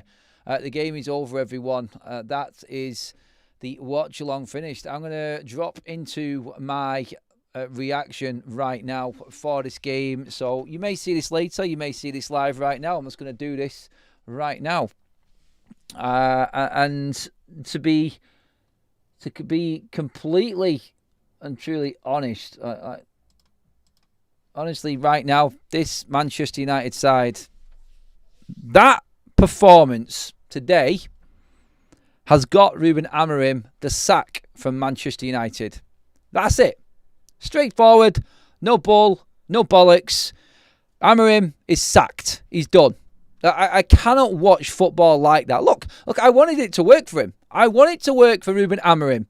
I wanted it to be the difference. I wanted it to be the start of the Player Power FC gone at Manchester United. I'm just looking at the screen there, and I'm seeing a bunch of absolute inept, useless, absolute pathetic players wearing a Man United shirt walking over to an empty Manchester United away stand. And I mean empty. Because that in them players' heads right now should sink in harder than anything else. And that there, for me, is players that don't understand what they are doing. Ruben Amorim is out of his depth. I'm sorry. Absolutely sorry. I said this in the week. I said we would beat Chelsea because we have to. We will then lose to Brentford. Everyone's laughing at me because I said we'd beat Chelsea. I know my team. I know this team's mentality under Ruben Amorim. I know what it is. We'll beat Sunderland. And everyone will go into the international break off the back of beating Sunderland and say, oh, give him a chance. Give him a little bit longer. Then we'll come back and we'll lose to Liverpool. And we'll recycle the same shit all over again. Another 4 games before the next international break where we maybe pick up 1 win and then maybe a draw. And we'll still be the bottom half of the table. Manchester United right now are the worst we have ever ever been. And it's not going to change under Ruben Amorim anymore. The reluctance to actually change the system has got him the sack. I cannot see him surviving from this. You do not go out against Brentford knowing exactly what they're about, knowing their own threat that they have got, and the one and only threat that they've got. You knew they were going to go diagonal. You knew they were going to go long. We conceded the first 2 goals to long balls in the first 20 minutes. But for Altay Bayındır, and yes, he was at fault for the last goal. Don't know what he was doing there. We should have lost about 6 or 7-1, but for Bayındır in that goal there today. Brentford completely battered us. And Keith Andrews, well done. Well done. But to be honest, he really shouldn't be applauded there. It's easy to play against Manchester United. And Keith Andrews, let's get this straight here now. Let's just get this right out of the way here. Keith Andrews has never managed a team until this season. Yeah, he's been assistant coaches. He's learnt a lot. But this is a man that's never managed at all. So coming right into the Premier League has just schooled Manchester United's manager, because our manager is too stubborn to accept defeat in his system. A 3-4-3 in the intensity of the Premier League is being found out week in, week out. How? Well, you don't change it. You don't change it, Ruben. So what did Keith Andrews do? He put 3 men up front who absolutely battered Manchester United off long balls and picking up the second. EFL football just carved Manchester United completely open there today. That's what that was. That's all that was. It was championship level football. The game was shit. There wasn't one team in control of it there. But when you are Manchester United and you're dropping to that level and getting battered at it, it's even more embarrassing. Here come all of the banter crew. Here come everybody jumping on Manchester United again. And these players will get on their first class train back up to Manchester. We go again. Not the result we wanted. No, it's not happening anymore. These players are done with Ruben Amorim. That's a team there that were empty today. That's a team there that didn't have a bleeding clue of what they were doing. Moments you can pick out in the game. Yes, Collins should have been sent off. The ref, what is wrong with you? Seriously. You give a foul for a penalty, so it's a foul. And that foul has been determined off the back of him pulling his player back, Mbumo, in the box. He should have been red carded. I don't understand. The football game is dead. Honestly, it's dead when it comes to VAR. It's shit. It's killed the game completely. Bruno's waiting 5 minutes while that gets decided whether or not it was big enough to give a penalty but not big enough to give a red card. Well, what are the rules at VAR? What are the rules at the PGMOL at the moment? I've got no idea. Well, it is just an absolute sham. That's what that is. That completely got masked over because United was so bad. When you've got a contentious decision like that and you can't even talk about it as a key point in a game, shows you how shit your team must really be. And we are shit. It's just painful to watch. Great comment that came into me, and it was Kaz who gave it me earlier on. It's alright. It's one thing playing bad and winning games, but we're playing awful and losing games, and it's just not enjoyable to watch anymore. It's just awful to watch. You cannot get up for it. You cannot get up for it. It is that bad for Manchester United. Ruben Amorim, and the system will kill him. The players he's playing will kill him. Look at this, and here's a key point, and you can clip me up on this moment here right now. How many times have we said we need to filter out of this team the Manchester United old guard? How many times have we said we need to get out them players that have failed year in, year out at this football club? And today, we go in with Luke Shaw, Ole Gunnar Solskjaer, Harry Maguire, Ole Gunnar Solskjaer, Diogo Dalot, Ole Gunnar Solskjaer, and Bruno Fernandes, Ole Gunnar Solskjaer. A third of your team that has been through the worst period in this club's history over the last 5 or 6 years, starting in a game that we need to win to save another manager. Them 4 players alone are about to see off yet another manager at this football club. Bruno Fernandes, take him off penalties. Bruno Fernandes, drop him. Take him out of the side, Ruben. Don't even get me started on Diogo Dalot.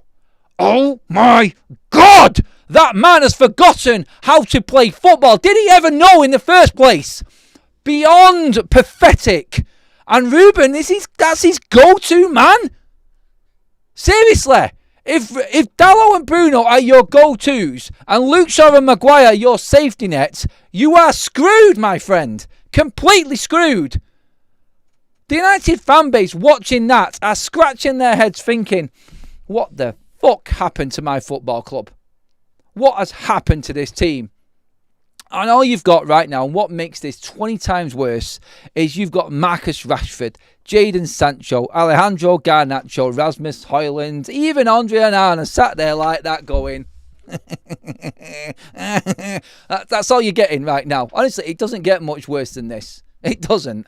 This is just like at a point now where I actually laughed when Bruno missed the penalty, I think. Was it the penalty? I can't remember what moment I was actually laughing because I'd given up.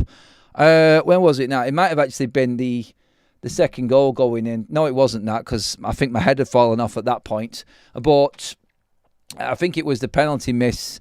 I think that summed it all up for me. It was just a horrible penalty. And look, I can defend Bruno if you want in that moment there and say that it just dragged on to ridiculous times and it's crap refereeing. But, I mean, seriously, if we're going to use that as the excuse to why, let's just bring it back a little bit, shall we? And look at how pathetic Manchester United were. And we should have been beaten 6-7-1 by Brentford. This is a team that concede goals for fun. This is a team that have got one win this season. And now Manchester United roll into town. Easy. That there shows you. Look, you are a team that's got one win all season in all competitions. And if United roll into town and it's that easy to get a win, that tells you there's something wrong with the system. That tells you that there's no hope for Ruben Amorim. Look, he's going to stay. I think it'll be the Brighton game when we lose to Brighton at home. I'm guessing here right now because this is what I see. Because I know this team and I know how this is going to go. We will beat Sunderland. Woo! Win for United. Great stuff. We will then lose to Liverpool. We will then lose to Brighton the next game after that. And that's when the penny will drop. And then in comes the November international breaks, and that's when he's going to go. And right now, do you think that anything is going to change? I'm looking at players come to Manchester United and just look completely inept. Like they don't know what they're doing anymore. They haven't got a clue what they're doing. I'm looking at Brian Mbeumo. My God, I feel so sorry for the guy. Benjamin Sesko, I'm looking at him and I'm going, credit to him today. He got his goal. But that was it. You kind of like, it's like he got the goal. Hey, yes, get in there. You knew nothing else was coming. You knew there was nothing else coming at that point. And that's the worrying bit. There's no hope that they can move off it. There wasn't one moment in that game. The Cunha was all over the place and Bumo's trying everything he can, making the wrong decisions. When you've got Bruno and Manuel Ugarte backing you up, then you're screwed. You're completely screwed. And again, like the prime example for me, and look, and people have got this opinion of Bruno Fernandes anyway, and they say he's been doing it for years. I completely disagree with it. He's one of our better players. And Gary Neville absolutely nailed it the other night after the derby. And when he said, look, when Bruno Fernandes is looking this bad in this system, the system is wrong. You're making everybody look bad. Every single positive that we've got in our team, or player we've got in our team that's a positive, is being completely drowned out by negative tactics and systems. It absolutely starves us of allowing players to express themselves. That's what this system is. Ruben Amorim, he's done at this football club.